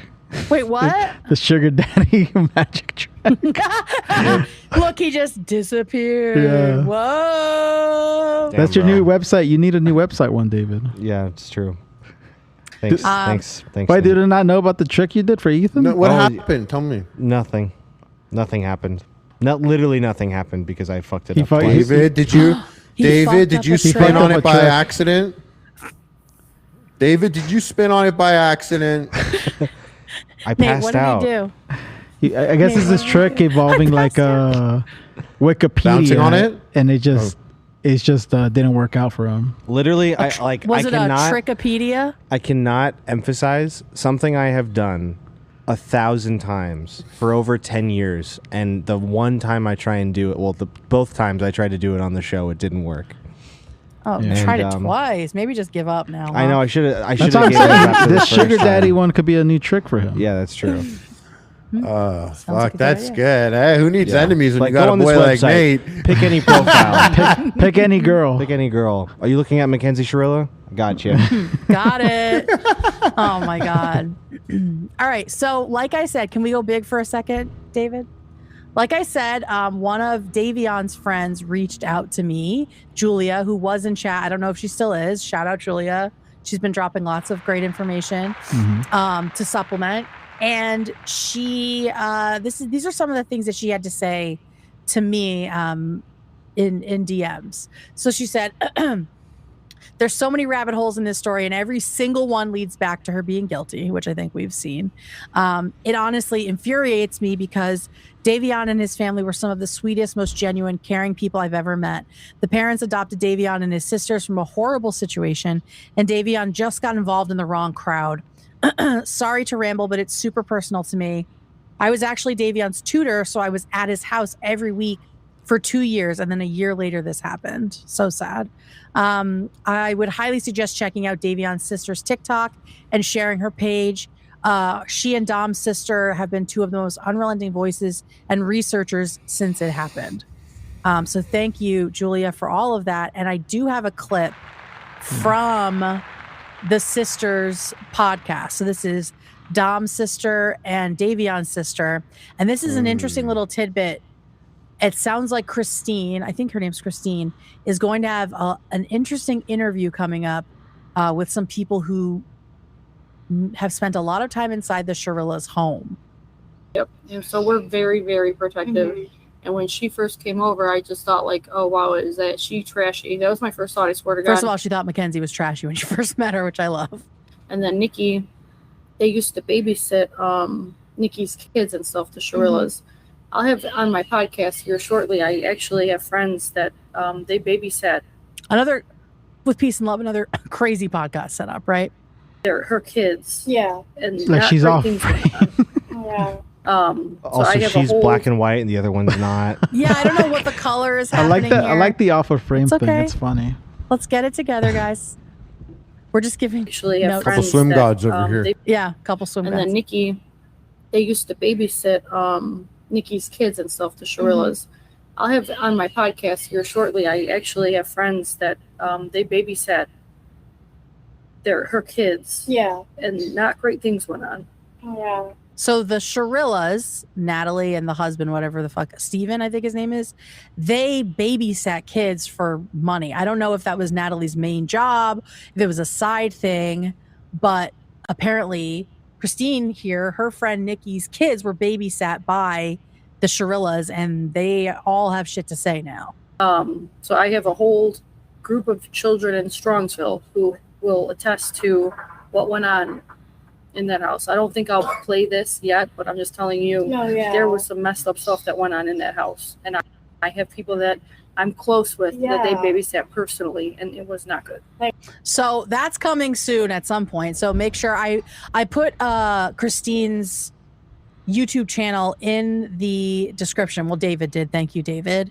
It's called The Big Sister Unhinged, which I love. As a big sister, I'm very proud of her for going so hard for her brother. And it sounds like there's more that's going to leak out about the family. Mm-hmm. And you know, maybe they shouldn't be doing these PR rounds because they're just, you know, keeping the focus on them, and it's making people want to, you know, you're keep the big exposing sister. them. Me and David are the little sister. Your little sisters? Me and David are little sister. You're the big sister. Yeah. That's definitely the vibe. I feel like you're the baby and David is the middle child. Yeah, the middle children are sickening.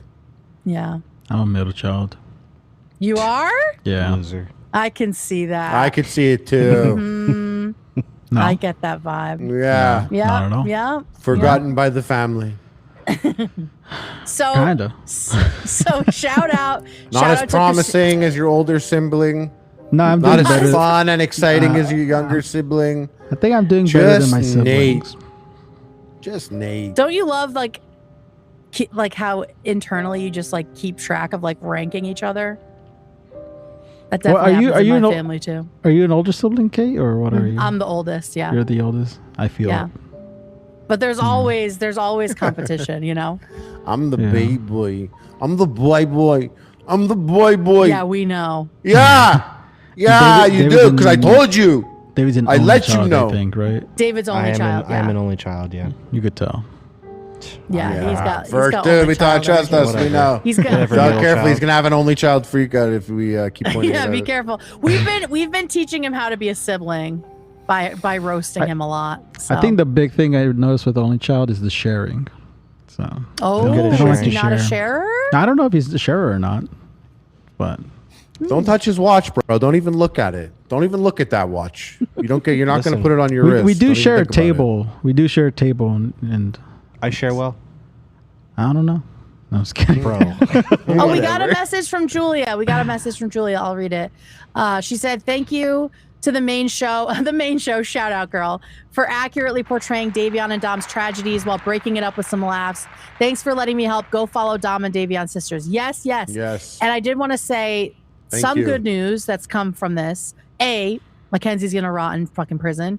B, if you pull up my screen, Davion's family started a memorial fund for him in order to help at least one student looking to go to barber school pay for their tuition, and they were able to do so and award this young lady a full scholarship to And the he barber said, school. His dad said this was the happiest day he had since. Right, because he's like, there's only been a couple happy days, and this is it for me.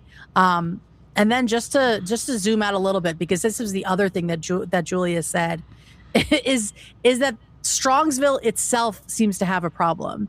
She said, "You could honestly do a Strongsville, Ohio deep dive. The amount of crazy shit that's happened here. Elementary school teacher murdered by her son-in-law. Man attacked his wife with an axe on Hollow Oval." I don't know what that is. "And the neighbor saved his daughters from being killed. The varsity football coach, Davion's coach, went to jail for sleeping with an underage student and is now a convicted sex offender. There were like 10 massage parlors shut down in my town for happy endings after a sting operation. There was a prominent church leader who went to jail for possessing child pornography. A middle school teacher went to jail for sleeping with students in exchange for buying them vapes. The worst middle school? Like genuinely, there's something wrong with this random town in Ohio. Maybe it's like I agree. The town from It, you know, they're cursed. Yeah. They act evil. It feels bad, man. It feels real bad. It feels really bad. What a weird thing to include in the book. What'd you say? What a weird thing to include in the book. What part? In the book, It. What? What a massage weird thing parlor? to include. Oh, the massage parlor part? No, the part in the book, in It, the book. We're The talking part. about- Oh, I know what you're talking about. When they Yeah. escape. No. The rape part? after they escape, the big orgy. That's part of the escape. I wouldn't call that an orgy. I would call. Wasn't it more like a gang rape situation? I don't know. I never read the book, so I can't even speak on it. Was it? Well, because it was only one girl. Someone said, "Girl, please move." I think Julia did move out of town, so shout out to Julia for escaping. We love that for her, and thank you again, Julia, for all of the information. I am. She said, so "I moved, glad. guys. I'm free, but it's cursed." That's what she said. Oh, good. I'm so glad that you're free. I'm so glad that Mackenzie is not. I am sad for the families who wanted a harsher sentence. And I'm annoyed that she's still like controlling people and running shit and making money and still like climbing to the top of hierarchies inside prison. That makes me really it feels very unfair that she's getting to have such a good time in there. What do you guys feel at the end of this? I think she's going to manipulate and excel in whatever situation she's in that sense. So I think, I don't foresee her getting, actually changing as a person here. But what can we do but trust the system? And, when she appeals it or goes to apply to be released, that, they just do their due diligence. Just seems like a broken person to me. Mm-hmm. And I don't think prison is helping her. It looks like it's making it worse. I think it's making it worse. Right? It's literally making it worse. Which, is kind of what prison's all about, at least in the U.S. It's not about rehabilitation. It's why people keep committing crimes when they get out and go back in, and then it's just like a revolving door. So, hopefully she keeps, her own foot in her mouth and keeps racking up all these disciplinary charges and doesn't look good at the end of this first bit when she goes for the parole hearing. Nate, how are you feeling about all of this? I do think at minimum she's probably going to hit like 30 years in prison just because I feel like because she went so young, they might be like, all right, 30 years is good enough for you. Yeah. But I have a feeling she's not going to get it early just because her parents just keep enabling her. They keep fighting back. They keep going like on social media and pretty much acting like they did nothing wrong or that Mackenzie did nothing wrong, right? It's like it feels like a people without any remorse for what their daughter did. There's always an excuse. There's always a reason. There's always she's a victim. Angry about it. Yeah. So it's like, a judge is going to see that. It's like it looks like you guys are just enabling your daughter. But I don't see them. I don't see the judge giving her life sentence just because she is so young. Or fortunately, I think that's the reality. Parole board at that point. Yeah. Mm-hmm. David, thoughts? For starters, I'm glad that they're in this special case. There wasn't a jury because I feel like, we've seen cases in the past like Casey Anthony, stuff like that. Oh where God. They can get a lawyer to convince them she was harmless. She didn't know anything that was going on. It seems much more easy to convince one person of 12 to get a hung jury, to have a mistrial or something like that. So I'm glad she's in there. I think, like Nate said, I don't think the first time she's eligible for parole, I don't think she's gonna get out. I think it's gonna take a while, if ever. Hopefully never. Yeah, I don't know if her brain is capable of moving past what's going on, where she is now or where she was a couple years ago. She seems very, very immature, beyond, right? Where she doesn't even realize the consequence of driving into a fucking building with people. So I don't know. I mean, I feel like her and her parents fully believe she's not even going to have a full 15-year prison sentence. I think she's going to have... With the appeals. I think they're going to somehow get it down to 5 because they don't understand that she did something wrong. And she doesn't understand that she did something wrong, right? It's all a mistake, so... Yeah. Well, I guess with time served, she would be like more like 14 years. But yeah, I think that they're just completely delusional. And I'm hopeful that someone will tell her no, right? It was nice to have the judge tell her no, but I hope the parole board says no too, because she's very clearly just going to do the same thing on the outside. I mean, she's doing on the inside what she did in high school, right? She's controlling people. She's abusing them. She's harassing. She's fighting. So like, she's too dangerous. She's too dangerous. So I hope she stays in. And that's only what gets reported and what she gets caught doing, right? There's a lot of things she's not getting caught doing and not being reported. So right, all the sneaky stuff too. Mm-hmm. So guys, just remember, if you have kids and you're worried that you're being too harsh on them, or you feel bad when you send them to their room for something they've done wrong, don't feel bad. Please discipline your children, because otherwise, by the time they are old enough to take the lives of other people into their hands, they might not know what remorse feels like. They might not know what it feels like to, value a life and to be afraid of the consequences of their actions. So, give your kids fucking structure and boundaries. That's what they want. Mm-hmm. Yeah, because Mia's turning she's already 1, and I'm noticing that she's a bit more aware now. Like when I leave the house now, she says bye, and sometimes she says bye. But it sounds like she's saying that. Or maybe I'm just telling myself she's saying that, but it sounds like she got bye bye dada, and I'm like, all right, bye bye. Oh, so it feels like she's starting to understand more. Then with that, it's also us establishing more boundaries around the house, because when they're like learning and just kind of figuring out how to do anything, you can't really set boundaries on a baby who doesn't understand. But the second where she's like pulling stuff she's not supposed to, we don't just me and Leslie aren't just like, oh, well, she's just a baby, she doesn't understand. We go up to her and we're like, you're not supposed to touch this. This is not good.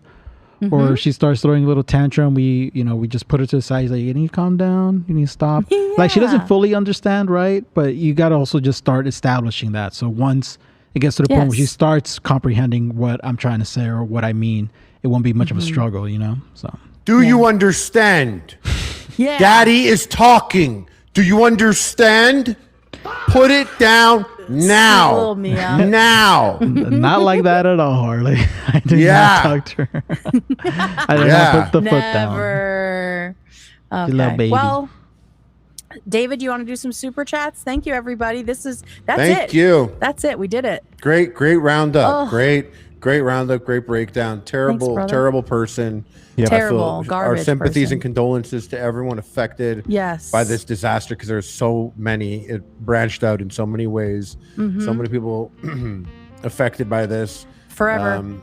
Thanks for putting it together, and thank you, Nate, for coming on the show, dude. Of course, always love hanging out with Kate, Harley, and David.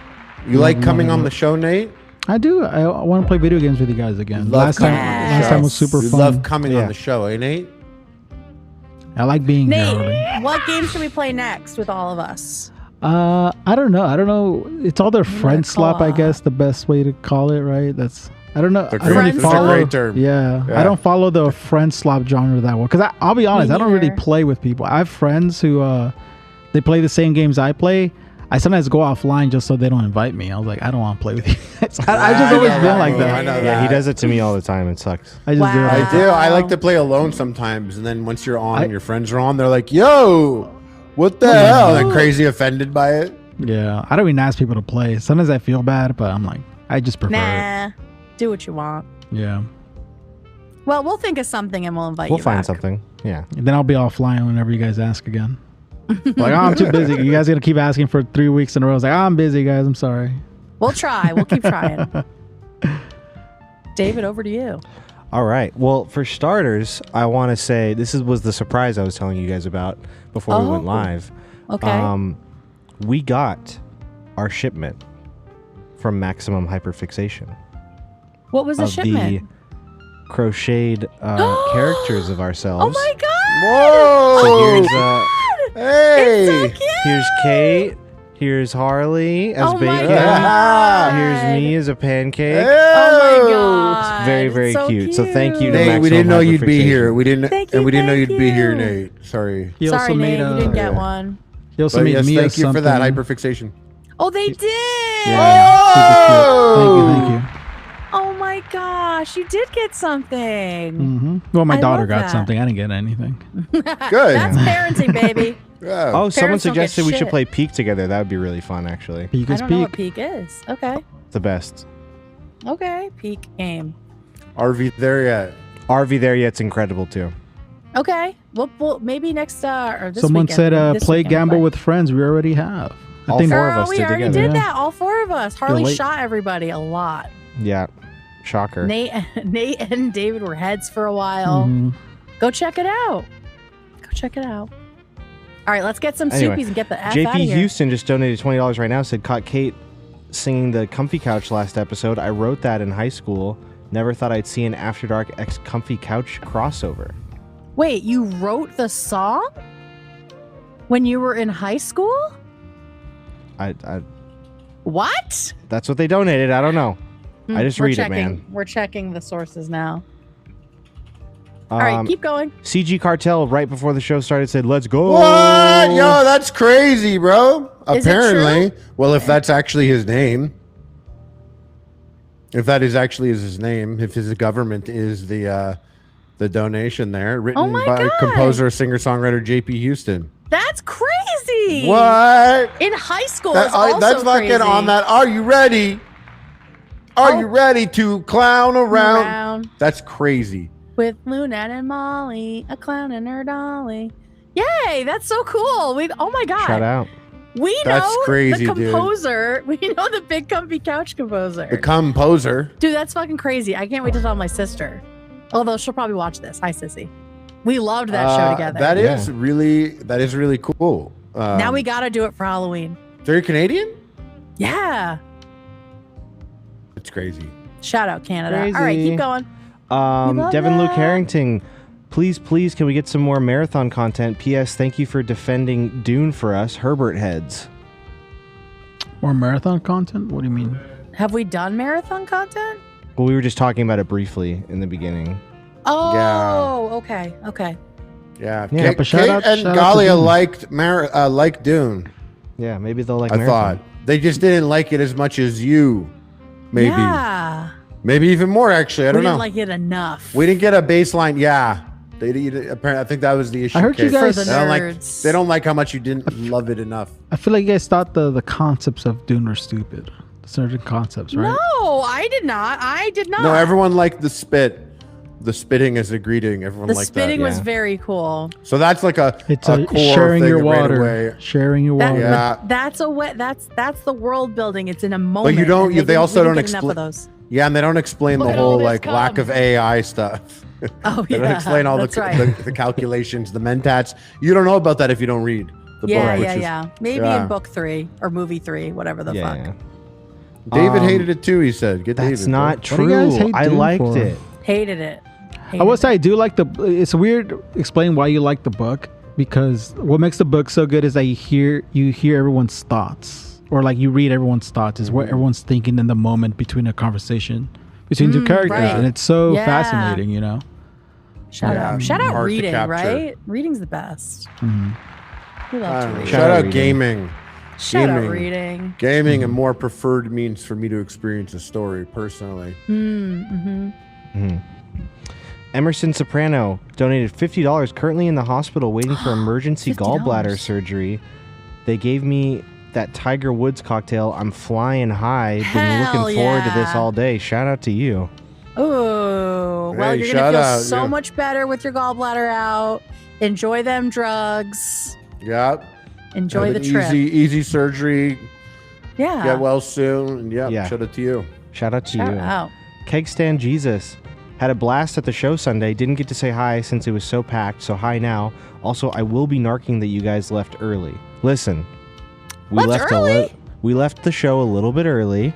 Oh, Zach's show. Yeah, Zach's show. Yeah, me, David, and Tamara went. It was super fun. It was not. You know what? It was nice meeting everybody. Everyone we met was lovely. Everyone was amazing. Yeah. Yeah. You guys do coke with any of the fans? Huh? What happened? Did you coke with any of the fans? No, I just said hi to them. We did some of us did a shot with some fans though. Not me. I didn't really drink. Ooh. But Tamara and I and Jenny and Leslie did. Yeah. Nice. Yeah. Shout out Leslie. I love her. It was like, you know what's funny? It's because shout out Jenny. I said on the main show And that Jenny, I I don't. love her too. I said on the main show I don't really like hug people, and it made people seem like they were like scared to like approach me. Well, They were that's, just- I mean, they were that's just better like, than them. which is fine. It's fine being respectful. Every time I came up to somebody, they were like, it felt like they put their hands there, like, hey. Like, you could fist bump me, high five me, a pat on the back. I don't mind. It's the full embrace that I'm not like crazy Not about. a full You know? embrace guy. Got you. And we left early because like they had Ubered there and they needed to get back to Mia, of course, and then it was pretty crazy in there, to be honest. Zach's not on the show. He doesn't watch the show. You don't need to make up all this bullshit. We don't care. Okay. I'm just Zach saying, doesn't watch After Dark. We and love the show. believe We you, watched. We just had to leave a little bit early. That's all. We love it. Yeah. Yeah. And it was cool to see putting a face to some chatters that I see sometimes. Wow. So that's cool. That's very cool. I love that. Shout Cool. out. Abject Adjunct. How dare you talk about women talking after not reading my super chat, roasting it for having the least desirable film title of all time? Am I right, boys? P.S. Shout out Florence Pugh for giving me my second sexual awakening. Oh. He's right. The women talking. Come on. You like women talking. Wait till you see men yelling. Wait, every You like Marvel women. movie? You like women talking. You'll love 12 Angry Men. Yep. Actually, I love 12 really did Angry like- Men. I Yeah, really it's did really like phenomenal that. movie. Great film. I pictured that when you said So women ahead of its talking. I time. pictured that type of movie. So good. Yeah. Yeah. Yeah. It's on YouTube for free if you want to watch it. Is it? Yeah. Oh wow. Oh, that's cool. We should Jojo- watch it sometime. We should. Jojo Lopez, Achilles being played by a trans man is super important for the community, and also it fits the story because Achilles pretended to be a woman in the original story when he was hiding. Oh, that's on a good Skyra. piece of lore. Interesting. Yeah, I like that. So you know what? That's the type of clapback you gotta have loaded for when these Yeah, fools that's a come good out with some dumb one. shit. Because that's great. I love that. Yeah.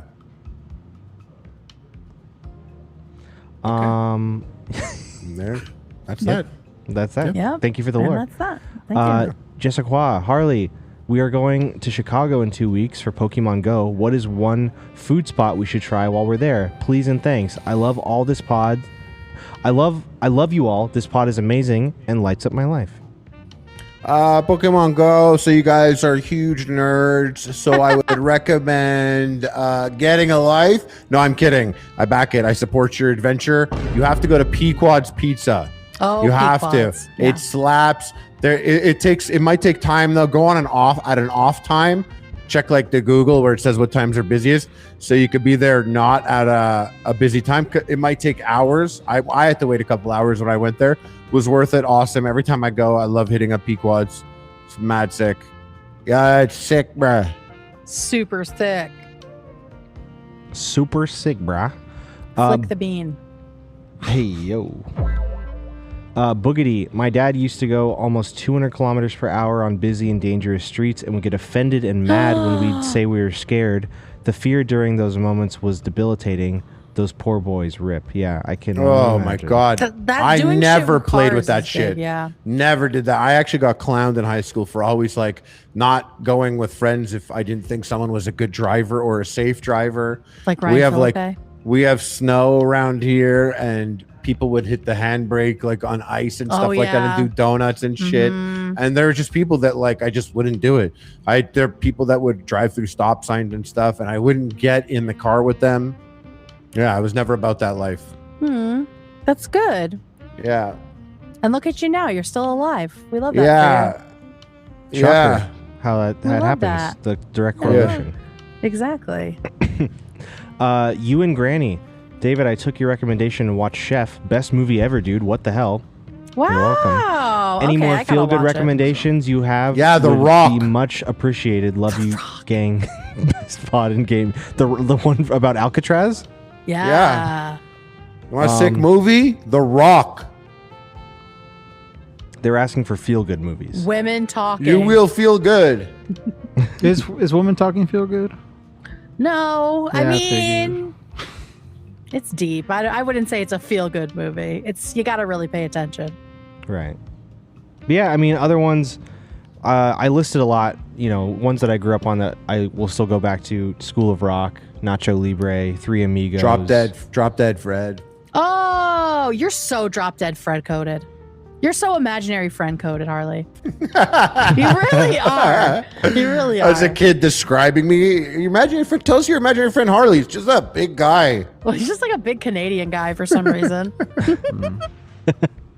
Shortbird 98, guys, just bought my first house, $250K for a 3-bed, 2-bath home in Saskatchewan. Can I get a hell yeah? Oh, hell yeah. Hell 3-bedroom, yeah. 2-bath house out here in LA, like add $1 million to that, and you can get a Yeah, that's 3-bedroom, 2-bath house out here. Great price. Congratulations. Let's all move to Saskatchewan. Yeah. Yeah. How many more do we have? Because I really need to pee. I can just run and come back. Saskatoon. We have a decent amount. You can come back. Okay, I'll be right back. All right. Lauren Wolf. Hey, Potsy here, who's been diagnosed since 12. I can always feel when I'm going to pass out in advance, which would give me time to slow down. It's due to posture change. She was sitting the whole time. Also, love you guys. Yeah, it's bullshit. And they said that. She had no medical history. It's bullshit. It's bullshit. Yep. Thank you, Harley. Is it bullshit, Nate? I don't know. I don't know anything about pots. Wow. He was playing Balatro. No, hands free. Look. You guys want to talk about boy stuff now? Yeah. Yeah. I don't got anything. You pull this. I thought we were gonna. Okay. No. Go for it. Go. It was about pulling back. Back what? Nah.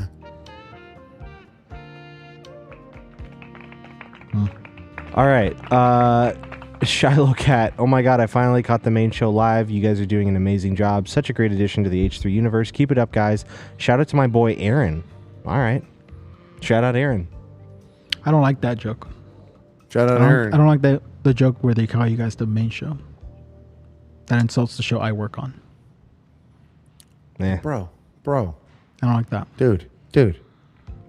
You guys forget yourselves. Yo, you forget yourselves. Yo, hey, fuck it, dude.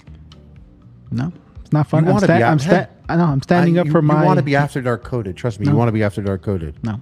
Trust me, dude. Yeah. No. It's crazy here. Trust me. You want us. You want us on your team. Don't worry about that other show. You don't want us as You're an our enemy. guy. You're our guy inside over there now. No, I'm staying loyal. To who? To what? To what? What do they do for you? We'll do better. We could do better for you. They took me camping. It was fun. Did you like camping? Wasn't bad. Have you ever been to Shambhala? Are you guys going? Yeah, you want to go? Maybe. Let's do it. All right, let's go. All right, After Dark Shambhala. Will you commit full loyalty to us? No, can't do that. So you're not coming to Shambhala, bitch? Okay, that's fine. I'm not going to. I don't want to go to Shambhala then. Okay, so what are you going to do? What are you going to do? I'm just saying I don't like the joke. It's not funny. What joke? What even was the joke? Well, they call you guys the main show. I don't think it's funny. I think it's disrespectful. So what are we? The after show? Yeah, After Dark. And what are you? The before show? You like being the before show? We're the main show. We're the H3 podcast. There's only two shows. There's a before show and an after show. If we're the after show, then you're the before show. You see that sign behind you, Harley? That little H3 sign? The other side? Other side. Other side? It's on the other side. There it is. You see that? That's your God reminding you your place. Hardly.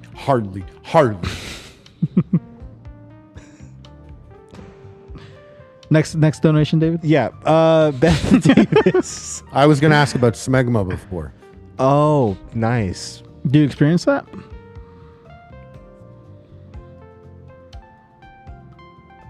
All right, next donation, David.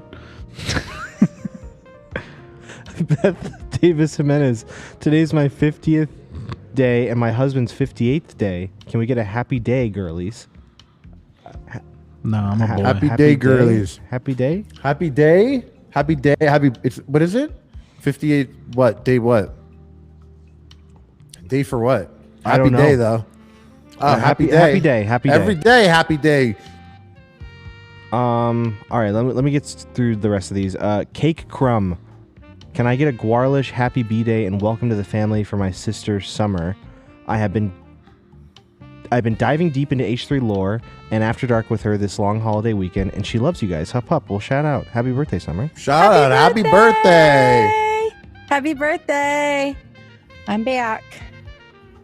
Shout the fuck out. All right, I'm going to read a few more because we actually do have to get out of here. We have someone in the office. Jordan Myers. Oh.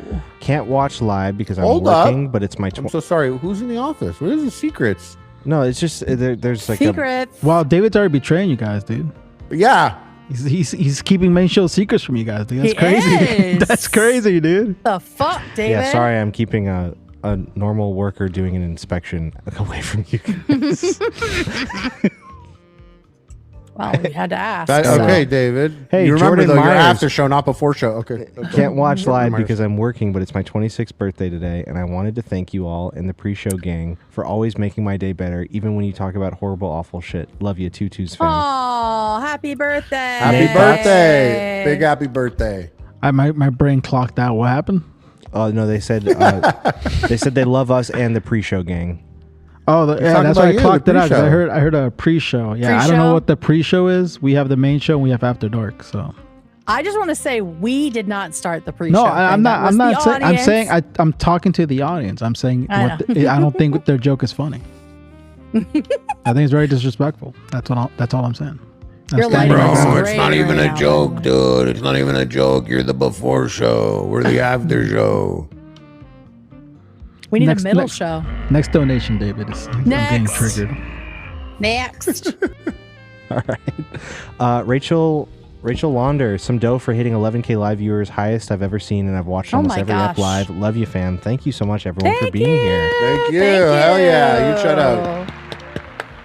Everyone loves True Twos, Maybe man. one day we'll get as much as the main show. Right, Nate? The main show? And then we could go on more camping trips, Nate. You want to go camping with the main show? Camping? So You're stupid. killing me. Please finish. All right. Bethany Nate's coming to Will. Shambhala with us, by the way, he said. Is he? Yeah, and he's done with the pre-show. No, that's not true. Oh, okay, great. There's no Nate's pre-show. moving in. All right. Bethany Will donated $50 and didn't say anything. Thank you, Bethany. Wow, What thank a you so G. much, Bethany. Bethany, we got you. We we got got- you. You didn't put a message, but we got you. Maybe you didn't want a lot of attention, but that's a lot of money. Got you. Yeah, super much appreciated. Yep. Yeah. Sriracha Good sent 10 podcast gift memberships. Thank you. Thanks so much. Whoa! Yeah. Thank you. Love Sriracha. Tanny Banani said, I did drugs and smoked since I was 16 and not saying that's okay at all, but I will never, ever, I never ever thought about hurting someone ever. And I went through Good. some shit. Yeah. She's just straight up mentally ill. Yeah. There's, I mean, she's got a lot going on. I don't think the drugs helped. I smoked also. I didn't do it every day, and my parents didn't make it easy. Mm-hmm. Like it You was had to not be creative. Yeah, I couldn't post about it. Yeah, exactly. Yeah, you had to be ashamed of it. Yeah. That does help for some reason.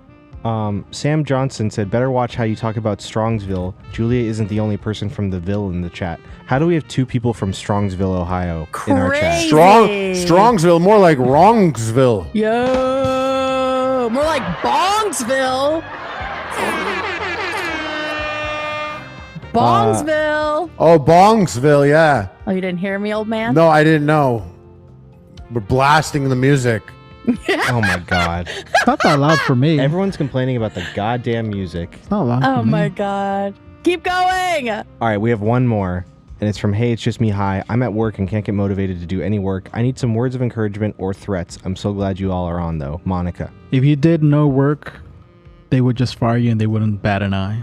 If you worked hard, they also wouldn't care. Yeah, honestly, like true. a bad worker is so much better than having to rehire and retrain. Yeah. So just lower your baseline of effort down a little bit. Yeah. Yeah. That's all you got to do. Yeah. We hope that advice doesn't get you fired. It's not even real advice. Do what you follow your heart. Do what It's you just want. an interactive art experience here. Yep. That's all it is. Well, that's all. Thank you, David. Thank you, everyone, for the gifts and the subbies and all of that. Nate, thank you so much for being here. You shout out, Thank Nate. you guys for Huge having me shout here out, on the Nate. after show. Looking beautifully lit now, which I like. Thank you. You're looking good. And you know who fixed that? Me. I fixed Good that. job, And he's still calling us the after show. Whatever. Good job, David. He needs a lot of praise. David does, and we're good for him that way. Oh my Nate, god! do you do You guys are everything turning on me on the show? You do everything on the show like David does? David does We everything. need to here. go. Play the music. No. Okay. Thank you, everyone, for being here. The main show / pre-show will be back tomorrow, and so will we for Gas Leak Wednesday. See you there, everybody. Bye. Rick Astley Wednesday. Fuck Mackenzie Shirilla as well. Not in a good way.